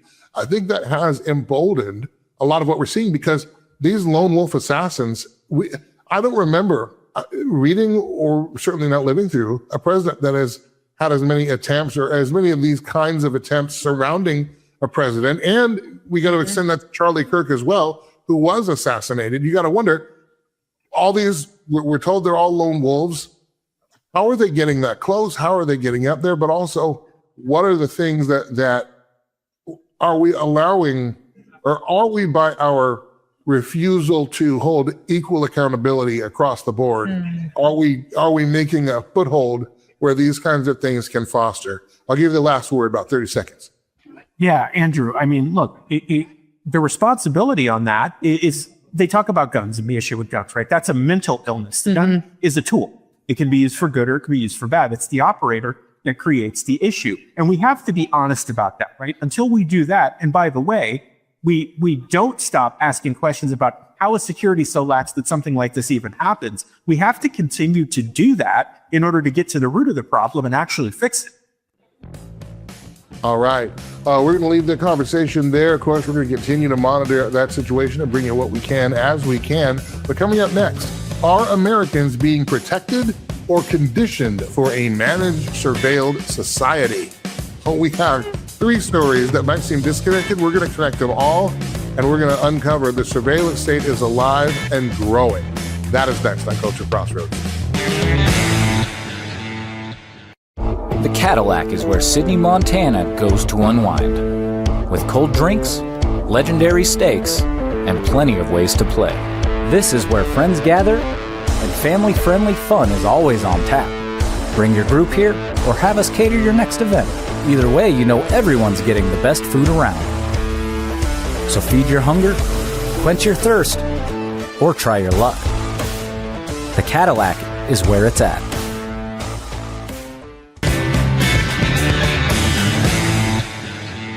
And welcome back to Culture Crossroads. This segment, we're going to connect three stories that may seem separate. I suppose you could call this a rundown. Why not? We'll roll the graphic. We spare no expense here. There's three stories of vehicle monitoring, AI-powered national security, and renewed talk of a national service, or a draft, if you will. And the through line to all this is control, and it's control over you and me and everything we do. Let me set up the scene here. Ford Biometric, recent reporting on patent activity says the company has explored technology using cameras and machine learning to, get this, read lips, scan your irises and your eyes, track your facial expressions, monitor your heart rate. Clearly, it must be reading your breath to be able to get your blood alcohol content, and potentially compare that biometric data to then other law enforcement databases. Ford's stated purpose is tied to voice commands, driver alertness, and fitness to drive use cases, but the privacy implications are obvious. This is how the surveillance state arrives every time, not with a villain's mustache and a villain's laugh and twirling their handlebars and a long monologue, but with a safety brochure. We're told it's for drunk driving. We're told it's for theft prevention, our convenience, national security, any number of things. But once they get their teeth into us, once the architecture exists, the real question then becomes, who controls it, who audits it, who profits from it, and who gets locked up by it? Now, pin in that, because it gets worse. Palantir. We've talked about Palantir quite a bit on this program, and if you've watched the program for any length of time, you will know that we warn you don't want Palantir anywhere near the levers of power at Washington, D.C., and here they are sitting, playing footsie, cozy, maybe right next to the vice president's office. And I've talked about that on the program. You can go back and find that. Palantir published a 22-point summary of, quote, the technological republic. In it, the company argues that democratic societies require hard power, and that hard power in this century will be built on software. The question is not whether AI weapons will be built, but who will build them and for what purpose. Point number 6 of this manifesto states that national service should be a universal duty, and that society should, quote, seriously consider moving away from an all-volunteer military so that the next war is fought only if everyone shares the risk and the cost. This is unbelievable. Let's start with the kill switch. Do you really think we're debating about drunk driving, or is it about who owns the vehicle and who owns your motion after you buy it? We have been telling our audience for a very long time that here's the propaganda and then here's the truth, right? They have to have us have a buy-in somehow, so they make it sound all like we really need it and we just want for you to bring this in. When in reality, when we do our research and we see what's behind it, we're saying no, because you're right. Who's controlling the levers? Are they going to come after us, the church? We don't know what they're going to do with it. Andrew, I got to tell you, I was taken back to early January when we did our special events in Naples in Southwest Florida. We did a 3-hour roundtable with people who had all these types of questions. Topics covered: phones and their ability to surveil you. What's good and bad about them? Well, we talked about that. We also talked about Instacart and their surveillance pricing. 20 different people get put in a room in a study. All of them get different pricing from Instacart based on all the data that's collected. We talked about Wegmans with biometric scans and what the future of stuff looks like with what President Trump has done with AI legislation. At the end of that roundtable, Andrew, he said that if all of these things converge and you're not watching the watchers, you're going to be in a situation where they determine what good behavior is, bad behavior is, no behavior is. Like I'm selling a car, good credit, bad credit, no credit, sell credit. They're going to figure out what all of those things are. And isn't it interesting, Andrew, that this thing was passed in 2021? It kind of sat. And then they were ready to fire. They got everything together, said, here's how it's going to go. Here's your brochure. Have a nice day. Also interesting, Andrew, on the most recent vote on that legislation, over 50 Republicans believe that this is a good idea. That's really, really scary. Yeah, it's 57 to be exact. And when we have more time and as we get closer to the primaries, I want to read all 57. We need to know which of our Republicans are not really our friends. And that's a whole nother issue. In fact, we'll talk a little bit about, do we need a different party, or how do we get the Republicans back in line if it's possible in the next segment. But for now, we're talking about all the biometric monitoring in there.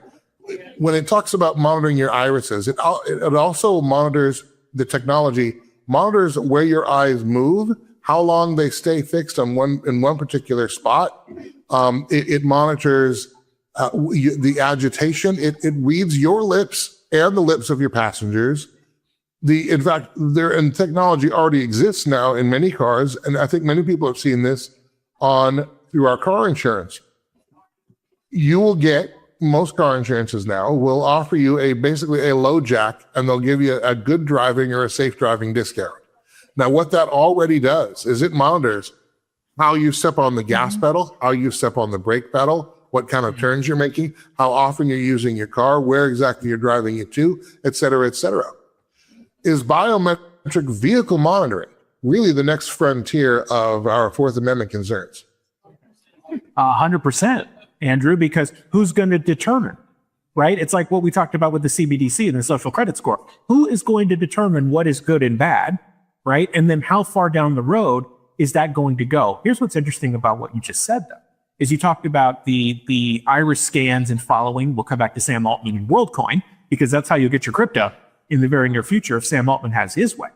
But they're scanning your iris, they're watching your movement, they're watching how long they're fixed, they're watching your lips, they're watching the interaction with the person you're with. Of course, they're going to build a dossier on that, and then your machine learning and predictive analytics are going to play good cop, bad cop. Here's what's even crazier, though, Andrew. That's silly because the technology still can't figure out context in the proper way, which isn't what this is about. But I wanted to bring that up to people so they understand how it works.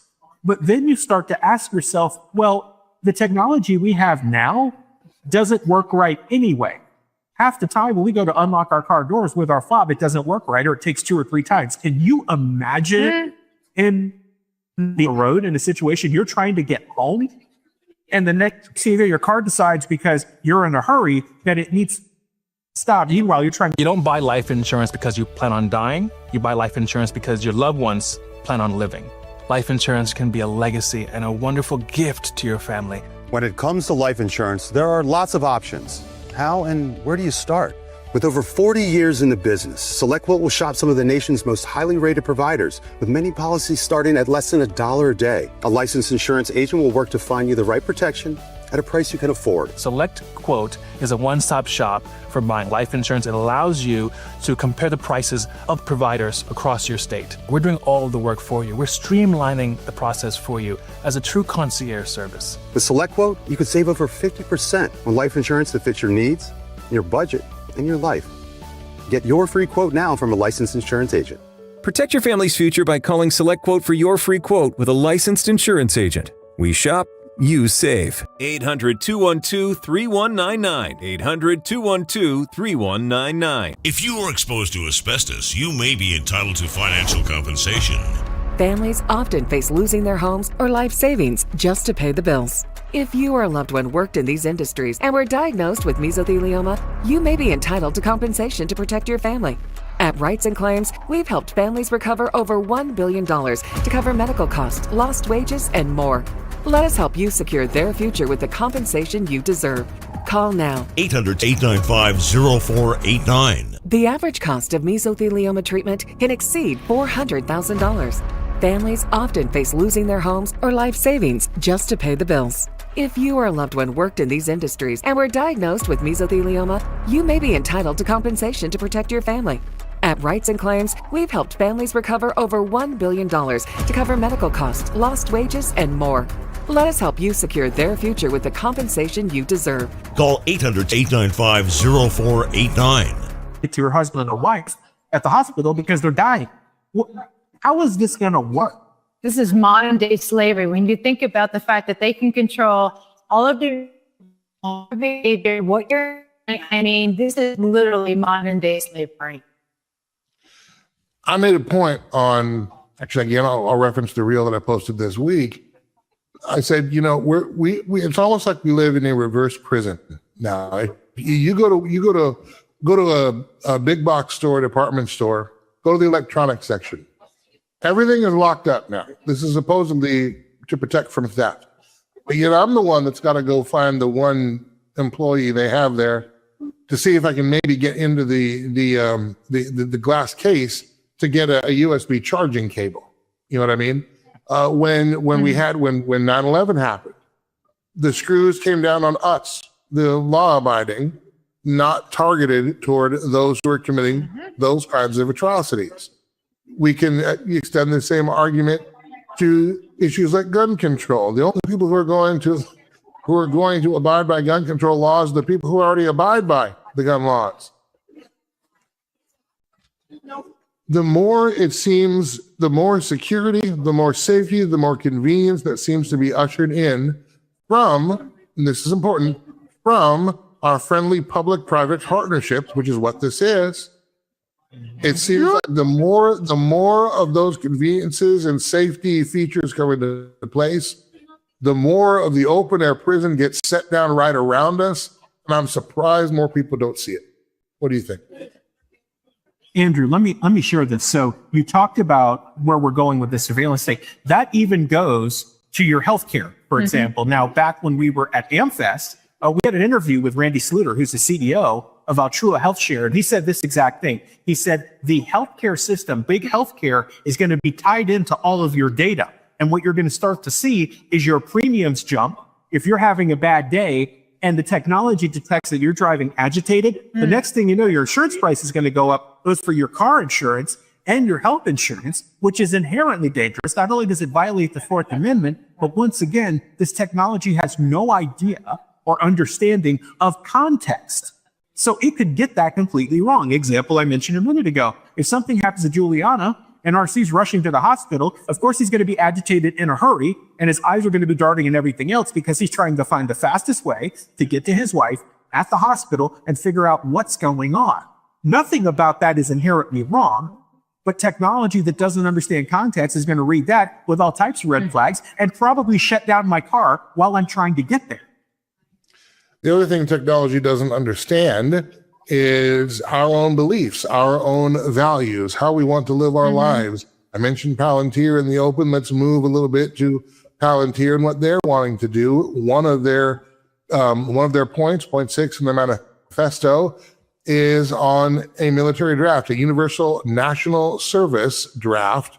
Is that a shared sacrifice, or is this really government claiming ownership over people via, again, their favorite companies that can do their bidding because the government itself is constitutionally prohibited, so they're finding other ways around to do it? So let's ask the other tough question, Andrew. Are the people who are proposing this, Alex Karp and the cronies that we've talked about on the show extensively, are they going to have to serve? Are their families going to have to serve? Are there going to be magical exceptions done? So that's part one, Andrew. Part two that we've talked about in the newsroom on the research side is it's interesting what that doesn't say. It does not preclude women from being on the front lines in those battles. So then you start to ask yourself the really tough question. If it's of shared national interest and everybody kind of has to pull their weight, do we end up in a situation where what really happens is it becomes the Hunger Games? So they say, well, look, yes, it's in everybody's shared interest. We need to carry the weight. But I got to tell you, the people from the south side of Chicago are probably going to fight better than the people from the suburbs of LA. So we should take down, because that's going to give us our best chance to quote unquote win. And look, just being honest, those people really don't have much of a life anyway. So okay, that's, I think, where we ultimately end up, especially when you've got crazies like Alex Karp and the crew from Palantir making up these rules in their manifesto. You know, we're not talking about immigration here, but it strikes me, and this bears to this. Bear with me here for a moment. It strikes me that those who don't care about, for example, illegal immigration, they don't care really about citizenry, actual legal citizenship to any country, certainly let alone America, right? A lot of them are the same crowd that wants to push this kind of stuff. And my question, once the same logic, for example, once that same logic governs your car, your phone, your bank account, your health care, where you drive, where you work, your thermostat, and your military obligations, what remains of citizenship at all? Boy. That's a great question. I mean, because if you can't make decisions for yourself, if you can't have privacy in your own mind because they can see how you're feeling, they can see where your attention is going because of the eye scanning. I mean, like, there is no freedom. We're no longer sovereign as individuals because now they know everything about us. I mean, Facebook even said, if you do 500 posts, they know more about you than you know about yourself. Now they want to get inside, between your two ears to hear exactly what you're thinking. You have no sovereignty whatsoever. And at the same time, we know that the Trump administration does not want states to be able to set up their own guardrails for the very technology that's going to be used to facilitate all this. And these are the things that we've been talking about and warning about and explaining on this program now for the better part of 2 years. And I know for Watchmen Action and for Sherloc Exposes, for you, Arcia and Juliana, even longer. I don't know how much closer to this open air prison, to this totalitarianism, we're going to get before enough of us wake up and say, I don't care what one administration wants or another. We in our state and our community, we're going to set up the guidelines that reflect the values of this state and our people here. We're going to respect citizenship. We're going to respect privacy. We're going to respect human dignity and human autonomy. And at the same time, we're going to respect each other by obeying the law. That is, in as much as I'm not going to impugn your rights, you're not going to impugn mine. And we're going to build a prosperous society that we're not going to continue to debase our dollar and force everybody into some weird crypto or some weird one-to-one CBDC because our very economic policies are the ones screwing over the people that we claim to represent. How much more of this is it going to take for those of us who get it? Well, for more people to get it. All right, what do you think here? Give me the last word. So, Andrew, last month, we did a national presentation called The Great Gaslight. This is our keynote. And we said the desired action from people in control of you is your inaction. And they're getting that. Andrew, short of something catastrophic, we hate to say this, but we're research firms. They call a spade, right? Outside of something largely catastrophic, we don't know what it's going to take for people to wake up and finally say enough. Maybe we're getting close to that point, Andrew, but it's hard to tell because these things still seem to be happening. And 57 Republicans were not held accountable, voting yes for a kill switch in your car when they should have been. So we honestly don't know what it's going to take. We hope it's not something catastrophic, but short of that, to wake people up, we're not sure. We want people to understand that organizations like ours, we're knocking on the doors of the churches saying, hey, we would like to come in and to be able to help, to be able to teach, whatever. And the churches are telling us no. So all of us ministries and organizations that are going, we're trying to get to the church, the ecclesia, the people, right? To work with them. And the church was going, we don't want to open up our doors to you. We're like, what do you mean you don't want to open up your doors to us? What are you talking about? You're the church. Why are you not opening up the doors for us? We don't understand. On that note, we're going to step away, take a break here, but that's actually a great segue. Is it finally time for those conservatives, Christians, who are aware of what's going on, who are, as the men of Issachar were, who understood the times and knew what to do about them? Is it time to actually be serious about building a new party or exacting influence such that will bring the Republican Party back to its established roots and heritage? Valerie Wirtz, Florida Citizens Alliance, will join our party next on Culture Crossroads. Welcome to Radiant Retreat Tanning and Spa in Mandan, where a relaxing spa experience meets the latest in healing innovations. Take total control of your massage in our Hydro Massage Bed. Experience whole body healing in our Zero Body Cryo Bed. Attention veterans and military families. If you're between the ages of 50 and 80, you may qualify to review your final expense coverage options. Many veterans believe that the VA will cover all of their funeral costs, but unfortunately, in many cases, VA burial programs only cover a portion of the expense. And today, the average funeral with burial can cost around $8,000 or more. Don't leave your loved ones facing unexpected bills. Right now, Life Care is helping veterans and their families learn about final expense insurance options that may help cover funeral costs, medical bills, and other end-of-life expenses. With a quick call, you can find out if you qualify for affordable whole life insurance designed to help protect your family from these costs. In many cases, no medical exam is required, no lengthy health questionnaires, and coverage decisions can be made quickly. Call now to review your final expense coverage options. Call 800-519-1427. That's 800-519-1427. You don't buy life insurance because you plan on dying. You buy life insurance because your loved ones plan on living. Life insurance can be a legacy and a wonderful gift to your family. When it comes to life insurance, there are lots of options. How and where do you start? With over 40 years in the business, SelectQuote will shop some of the nation's most highly rated providers, with many policies starting at less than $1 a day. A licensed insurance agent will work to find you the right protection at a price you can afford. SelectQuote is a one-stop shop for buying life insurance. It allows you to compare the prices of providers across your state. We're doing all of the work for you. We're streamlining the process for you as a true concierge service. With SelectQuote, you could save over 50% on life insurance that fits your needs, your budget, and your life. Get your free quote now from a licensed insurance agent. Protect your family's future by calling SelectQuote for your free quote with a licensed insurance agent. We shop, you save. 800-212-3199. 800-212-3199. Let our salt sauna and halo generator restore your respiratory and skin health. And of course, tailored tanning will keep you looking as good as you feel. Discover your best self at Radiant Retreat, 1307 1st Street Northeast, Mandan. And welcome back to Culture Crossroads, the segment. We are joined by Valerie Wirtz, Florida Citizens Alliance. We welcome her. And Valerie, we're just going to have you jump right in the pool here. Question for this segment: is the Republican Party still a vehicle for conservative reform, or is it just a brand that conservatives keep renting, basically? All right. Now, look, this is not a new frustration. I think people on both sides of the aisle are frustrated at their respective parties. But the numbers do make it harder to ignore. Gallup reported just in January of this year, record high 45% of adults identifying as political independents, while Democrats and Republicans were tied at 27% each.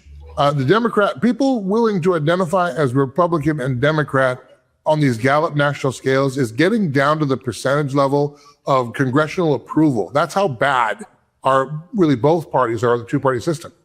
Gallup also noted that independents have typically been the largest political group since 1988, but the independent share has stayed at roughly 40% or higher since 2011. Now, that doesn't mean that a third party is necessarily viable automatically, but I should back up. The American system, I think we know the two-party system. We've built now a structurally hostile system to new parties, particularly when it comes to ballot access, our donor networks, debate rules, winner-take-all elections, our primaries, which we're now undercutting on both sides of the aisle, and media framing that all protect the two-party system and the chosen candidate for our selection season. It's not even an election season anymore. I'm going to go ahead and say it. It's a selection season. It's a coronation. But anyway, I digress. The cultural question is still valid. If the voters keep saying they feel politically homeless, at what point then does work within the party become an excuse for never building anything new or effective? For example, the GOP, we're facing internal fights over immigration, over foreign policy, our economic spending at home, the surveillance state that we've talked about here on the program, AI regulation, trade, overseas war, and whether populist voters are being represented or merely harvested. Reuters reported recently on a conservative super PAC threatening primary challenges against House Republicans backing a bipartisan immigration bill, which shows continued divide just in the Republican Party over the enforcement, legalization, and electoral strategy. Gallup's party identification data gives the discussion then another factual anchor here. Dissatisfaction is not merely anecdotal. We are, as America, we are at a historically high share of Americans who are rejecting both major party labels. So, Valerie, I'm going to start, as I go through puberty, I'm going to start with you. What would happen for conservatives to admit that the Republican Party can't be reformed. We can keep voting capital R, but we're going to get more of the same nonsense. You know, I love the idea, and I think a lot of us conservatives, we do love the idea of starting our own thing, being able to dominate over the top of what the status quo is right now. But the system is not built that way. The system actually rejects the third party. Look at the libertarians. Look at the Green New Deal or the Green Party. They cannot break it. It is a system that is punishing that third party that comes in. So what do we as conservatives do whenever our voice is no longer being heard? We need to get out there. We need to campaign. I love the idea of a new party, but we just don't have the structure or the infrastructure to support it, because it's not about one candidate. It's not about one movement. It's about every single solitary seat being filed under that party. Then you have to recreate entirely what the platform is. And here's the truth. When you look at a new party, it's definitely going to attract everybody who feels disenchanted, everybody who feels frustrated and upset. Guess what that equals? It equals chaos. You cannot build a structure built on anger and built on frustration. It is chaos. Yeah, we want to do it better. We want to do it better. But there's a fight for the lead. There's a fight for what that looks like. And there is not going to be enough people coming together to share that idea. But what we do have is an opportunity. Maybe it's not in a party situation, but it's in a kingdom situation. We remove the parties from being the dominants in the conversation. And instead we say, this isn't about Democrat, Republican. This is about standing for biblical values or standing against them, because there is no middle ground to that. And I think that's where us conservatives need to come in. When we recognize Republicans, they favor the conservative movement. They might even share some of those conservative movements. The same as with the kingdom focused people. We share it, but not every Republican's a Christian. Not every Republican is a conservative. But in the kingdom, we are all Christians. We are all united underneath the one principle, and that is that the Father, He is going to return, and we want to get as many people into His graces as possible, introduce everybody. So recalibrate the focus that we're looking at, not by politics, but by spirit. And let's create the kingdom party movement. And instead, we won't even have to stop and say, oh, we're so frustrated, we don't know how to do the organization. We follow the same plan. We follow the same operational organization. All we have to do is put it into play. So step away for a second from saying, hey, let's create something new. I agree. The things that are standing do not serve the people. But the thing that always will is Christ. So we will create the kingdom movement.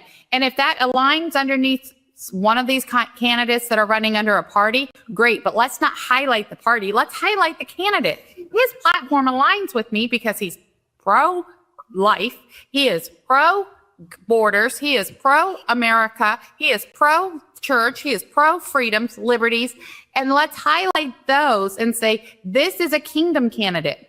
No more are they going to be gunning for the Republican or Democrat. They're going to be like, those kingdom people, man, they dominate 74% of the United States. Let's get the kingdom to put the stamp on it. Arcee and Juliana, I mentioned I was going to have you respond right away, but I want to reframe a little bit of the conversation as well, based on what Valerie just said. Valerie, she said that anything you're going to build on anger and frustration is going to lead to chaos. I would cite that Alanis Morissette put out one of the biggest selling albums of all time. It was purely based on anger and frustration. But I digress. You have to remember the 90s to know what I'm talking about. But anyway, are conservatives, are Christians angry enough yet? I guess angry is the bad word. Do we care enough yet to actually build this movement, or are we only annoyed enough to just keep complaining, but hoping that our Savior comes in at the next, is revealed at the next primary season? So I think that we're annoyed enough, but the challenge is that we keep knocking on the doors of the different churches and they keep telling us to go away. Like I said earlier, the ministry, the small ministries like us and organizations that are saying, we want to come in and we want to talk to the congregation and we want to be able to help and grow and get you out there, the four walls, so that you're helping the community and making an impact. They're telling us to go away. And we're like, what are you talking about? And they don't want the help because they're happy the way they are doing the life, the way they are doing it right now. Andrew, isn't it ironic? Don't you think? So I had to get that in for you because you mentioned Very good. Very good. Seriously, I think that Valerie is certainly onto something with the kingdom movement. And what we've told a lot of people that approach us is there are so many places where there aren't enough Republican votes to even win because there's so many people that have chosen to be independent or MPA, non-party affiliated, because they are so frustrated with the process. I am in full agreement. The churches need to step up. That's an obvious one, right? They need to do it. We need to put pressure on them to do it. At the same time, I think that having that kingdom model focus, people who maybe don't even align with us, maybe they're not even Christians. Let's say you're frustrated independents. Maybe they're a blue dog Democrat. They say, you know what? I need to get my tickets back to church. These people are on something. They actually want to solve the problem. Guess what? That person or those persons are going to get my vote. If we move in that direction, I think the idea of party is maybe what shifts in this. Or we go back in and there's an ultimatum to leadership in the Republican Party that either you get along or you get along, because this large block of voters is now controlled. And when you have something like that, you have an If you're on supplemental oxygen, heavy and awkward tanks can be a burden. Now you can leave home and leave the tanks behind with Inogen, portable oxygen therapy that moves with you. With my Inogen, now I'm able to do the things that I've always loved. I just press the button here and there's my oxygen. Inogen systems are so small and light, you're free to leave the house without the hassles of an oxygen tank. I could play golf again. I could go grocery shopping. I'm free again. With the Inogen, I can handle my own oxygen. I can carry my own oxygen. I go anywhere with this. Look how small it is. And right now, you can try an Inogen portable oxygen system for 30 days risk-free. Call us right now. If you qualify, we'll send you an Inogen system to use for 30 days risk-free. Your insurance may even cover your new Inogen system. If you're on oxygen, you need to be using an Inogen. Call 800-313-6867. 800-313-6867. You don't buy life insurance because you plan on dying. You buy life insurance because your loved ones plan on living. Life insurance can be a legacy and a wonderful gift to your family. When it comes to life insurance, there are lots of options. How and where do you start? With over 40 years in the business, SelectQuote will shop some of the nation's most highly rated providers, with many policies starting at less than $1 a day. A licensed insurance agent will work to find you the right protection at a price you can afford. SelectQuote is a one-stop shop for buying life insurance. It allows you to compare the prices of providers across your state. We're doing all of the work for you. We're streamlining the process for you as a true concierge service. With SelectQuote, you could save over 50% on life insurance that fits your needs, your budget, and your life. Get your free quote now from a licensed insurance agent. Protect your family's future by calling SelectQuote for your free quote with a licensed insurance agent. We shop, you save. 800-212-3199. 800-212-3199. incredible amount of muscle. And if you don't believe us, I would point you back to RFK in the last election cycle, because he did exactly that thing, brought his votes to Trump, and now we see where he sits. That works. All right, let me ask this. One of the objections from the church, and I can tell you as a pastor, I know it's coming and it's already there. But from a Christian perspective, Valerie, we'll start with you. When does political loyalty become idolatry? I agree. We need Christians to be involved. In fact, when you look throughout Scripture, God placed Christians in positions of civic and political authority. In many places, He had Christians in places of civic and political influence. This is not, and really every institution that we have in society, Christians have a place in, every single one. Nothing is really political. Everything is spiritual first. Everything is theological first. It then, manifests in different ways, spiritually, socially, what have you. But we also know that many Christians today, for them, politics is idolatry. For many believers today, Donald Trump is as close to God as you can get, for crying out loud, that we make more excuses for some of the things that he does as a believer, that we're really towing that line, if not crossing it in some areas of Christianity. So how do we protect from a missional loyalty first to Christ and then to seeking justice in our land as much as it depends on us? But how do we protect that from becoming idolatry? Valerie, we'll start with you.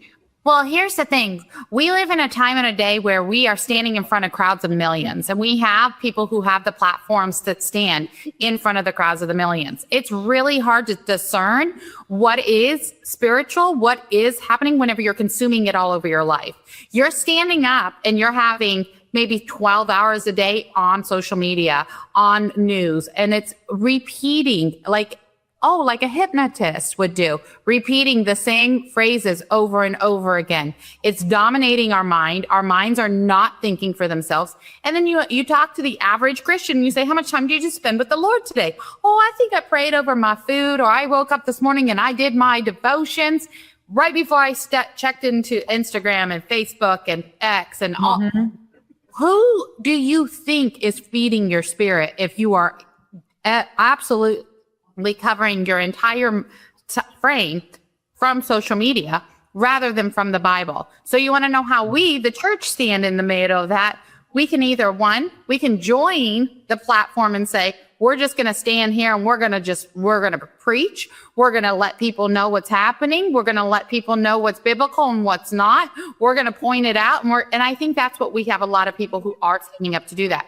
But on the other side, as an individual, I recognize that social media doing everything, especially if you're in the public arena, you have to be constantly aware of the information as it's coming in. So I spend more time with Christ. So I start my day with a Bible. I do a Bible lesson with my children. Then I have my afternoon reset with a prayer group. Then I come in at night and I sit down with my kids and we pray and we talk about our highs, we talk about our lows, we talk about Christ, so that we can recalibrate. And it becomes a program that we have bought into, that Christ is always at the center of our minds. Christ is always the one that's shaping our image. So what I want to see is that these platforms, things like Culture Crossroad, things like Watchmen Action, they are saying the truth. Because I remember a while back, whenever we had Charlie Kirk here, he said, if you are not producing the information for the kingdom, get off the platforms. You don't need to be on there. If you're not needing to produce the information, get off of them. Now, realistically, a lot of people are in the public square. They do need to have that information as fast as it can come in. So it's great to have Culture Crossroads, Watchmen Action, standing in that divide and saying, hey, remember what Christ said. This is what Christ said. This is what's happening. This is how it is aligned biblically, and this is where we need to stand. So we need to dominate the air, the internet, but we also need to be able to tell ourselves individually, step back, put more time for Christ, more time for family, and remember to unplug. I see Juliana give you the last word. Wow, Andrew. We are put in government because Father created government. That's right. Where we cross the line is when we get away from the issues and the responsibility to steward people, and we start to mesmerize over a man or a movement. Keep the main thing, as the old saying goes. Focus on your responsibility to the people that you're called to shepherd, and everything else will take care of itself. The people being called to shepherd, focus on the issues that matter to you and your community the most, and this will work out just fine. But once you start idolizing a man or a movement, you're headed for trouble. Exactly. All right, that's going to do it for this segment. When we come back, Faith Focus is next, and RC and Juliana are going to give us an update of everything that's going on at the International Christian Film Festival. Stay tuned for that report. You're watching Culture Crossroads. Come on in and experience small-town hospitality and the personalized care that makes car buying a pleasure. We know that every journey starts with the right car. Whether it's school drop-off, weekend road trips, or your daily commute, we have the right vehicle for you and your family.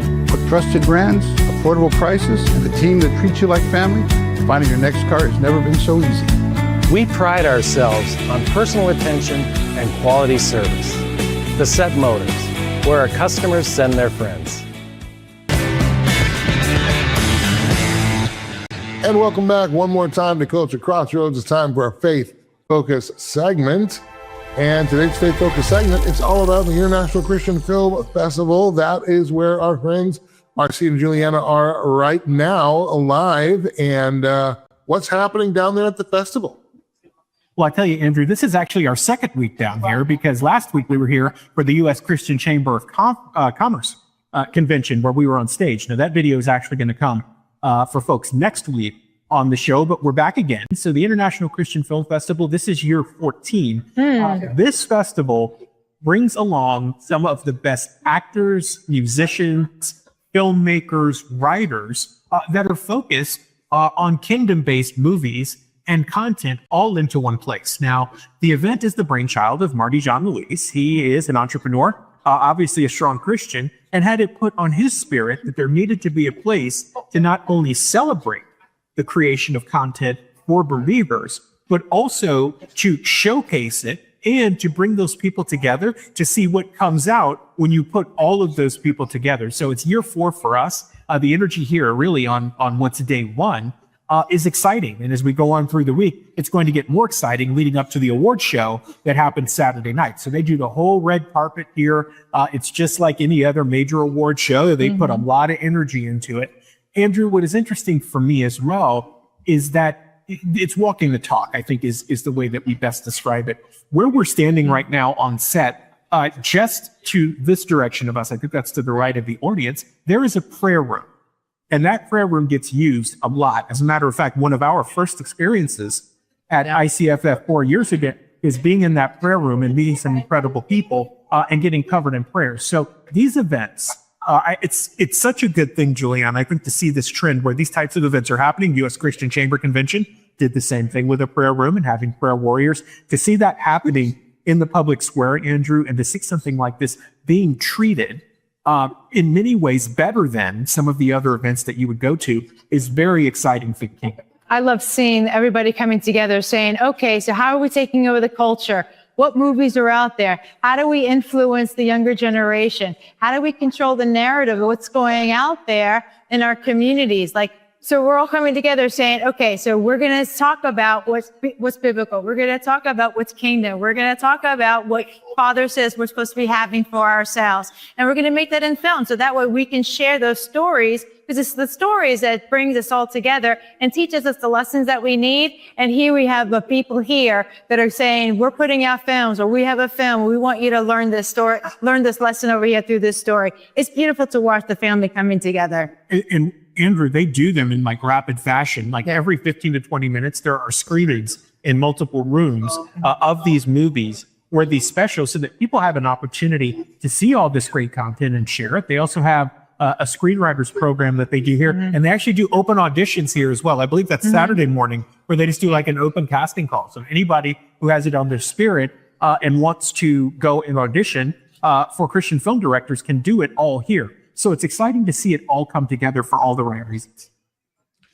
Do you get a chance to, or have you had a chance to see any of the new films from these filmmakers? And if so, do you see... Most growing businesses are making 7-figure decisions on gut feel and assumptions. The biggest companies in the world don't operate that way. Neither should you. Sherloc gives you market intelligence they pay 6 figures for. We find your buyers before your competitors do. Visit investinanswers.com to learn more. Attention veterans and military families. If you're between the ages of 50 and 80, you may qualify to review your final expense coverage options. Many veterans believe that the VA will cover all of their funeral costs, but unfortunately, in many cases, VA burial programs only cover a portion of the expense. And today, the average funeral with burial can cost around $8,000 or more. Don't leave your loved ones facing unexpected bills. Right now, LifeCare is helping veterans and their families learn about final expense insurance options that may help cover funeral costs, medical bills, and other end-of-life expenses. With a quick call, you can find out if you qualify for affordable whole life insurance designed to help protect your family from these costs. In many cases, no medical exam is required, no lengthy health questionnaires, and coverage decisions can be made quickly.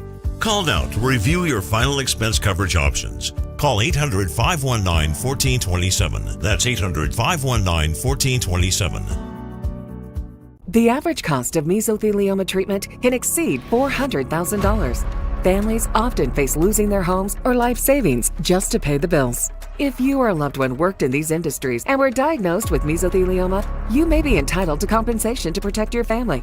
At Rights and Claims, we've helped families recover over $1 billion to cover medical costs, lost wages, and more. Let us help you secure their future with the compensation you deserve. Call 800-895-0489. When you choose Patriot Mobile, you're not just picking a wireless provider. You're choosing a company that shares your values.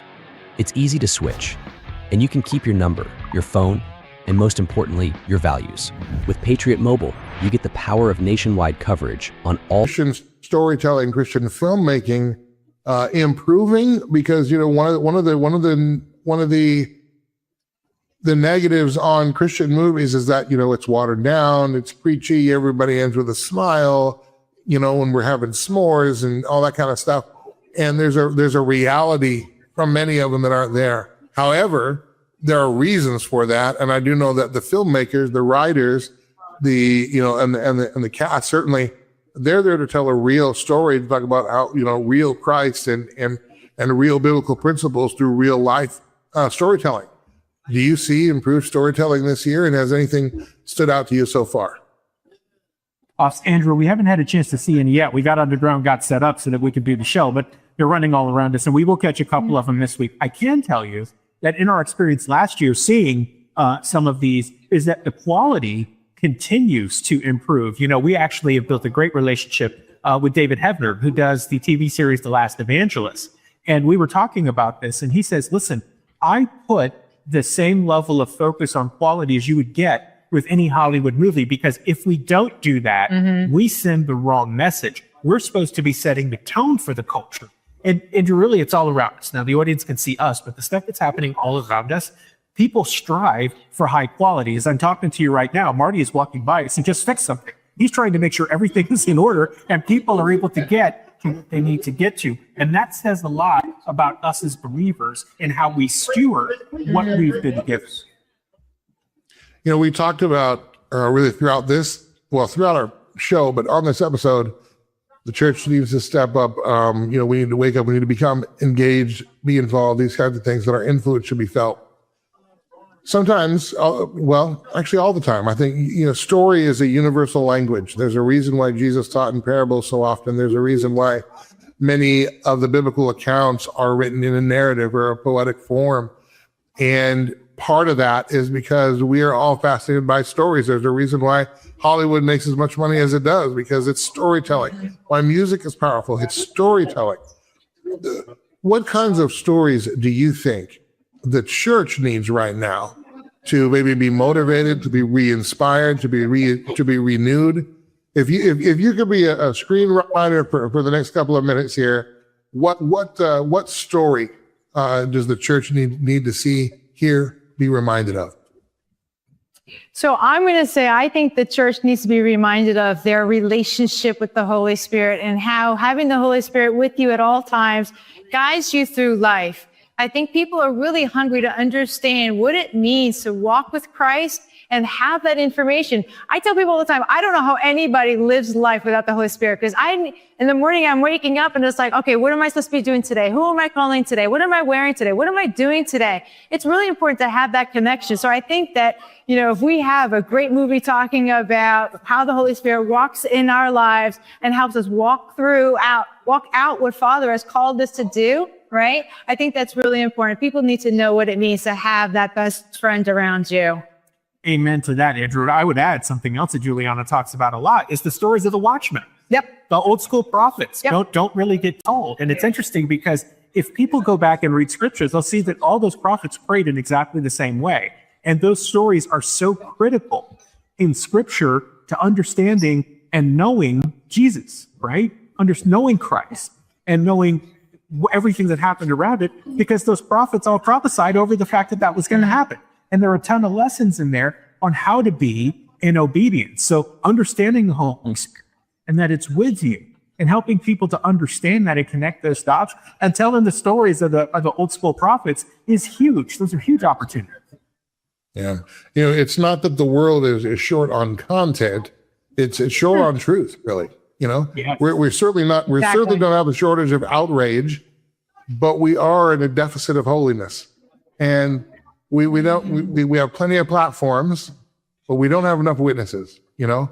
And so, yeah, I think we should talk about, you know, all the political things that we've talked about on the program, the cultural things, the stories, and we should confront surveillance. We should confront political violence. We should ask whether our parties still represent us. But I think, especially believers, this is one area where we can step up. It doesn't have to be specifically in a political realm. God has given us many gifts to be able to tell his story through our lives. We can build, we can create, we can sing, we can write, we can film, we can disciple, we can tell better stories than the world can. Because darkness won't win just because the light is small. The only way darkness wins is if we refuse to shine our light at all. And I think that's really the message of today's program. And wherever we are, let's be that shining city on a hill. Let's be that light, because the darkness will flee if we'll be bold enough and obedient enough to follow Christ and let our light shine. That's going to do it for today's program. We want to thank Valerie Wirtz and, of course, R.C. Williams, Juliet Ramond, as always.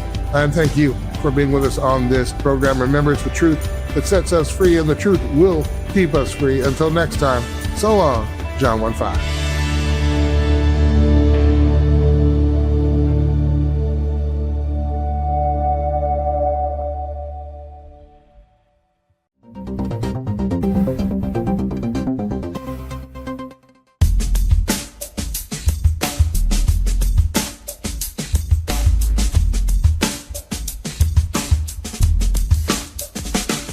Let's be frank, it's a pain to be without your vehicle after an accident. That's why you should take it to Jerome's Collision Center. Our shop is supersized, and we have the qualified staff to fill it up and work on your vehicle, step by step, piece by piece, in crazy fast time without sacrificing quality. When you need us, we'll turn your bad experience into a good one. We're Jerome's Collision Center, and we're the best at what we do. Ryan Rust is where you can find truly unique clothing, accessories, and decor. Our hand-picked selections make for memorable gifts for others and distinctive pieces for yourself, including custom tees pressed in minutes. Find Ryan Rust on the east edge of Mandan's Main Street.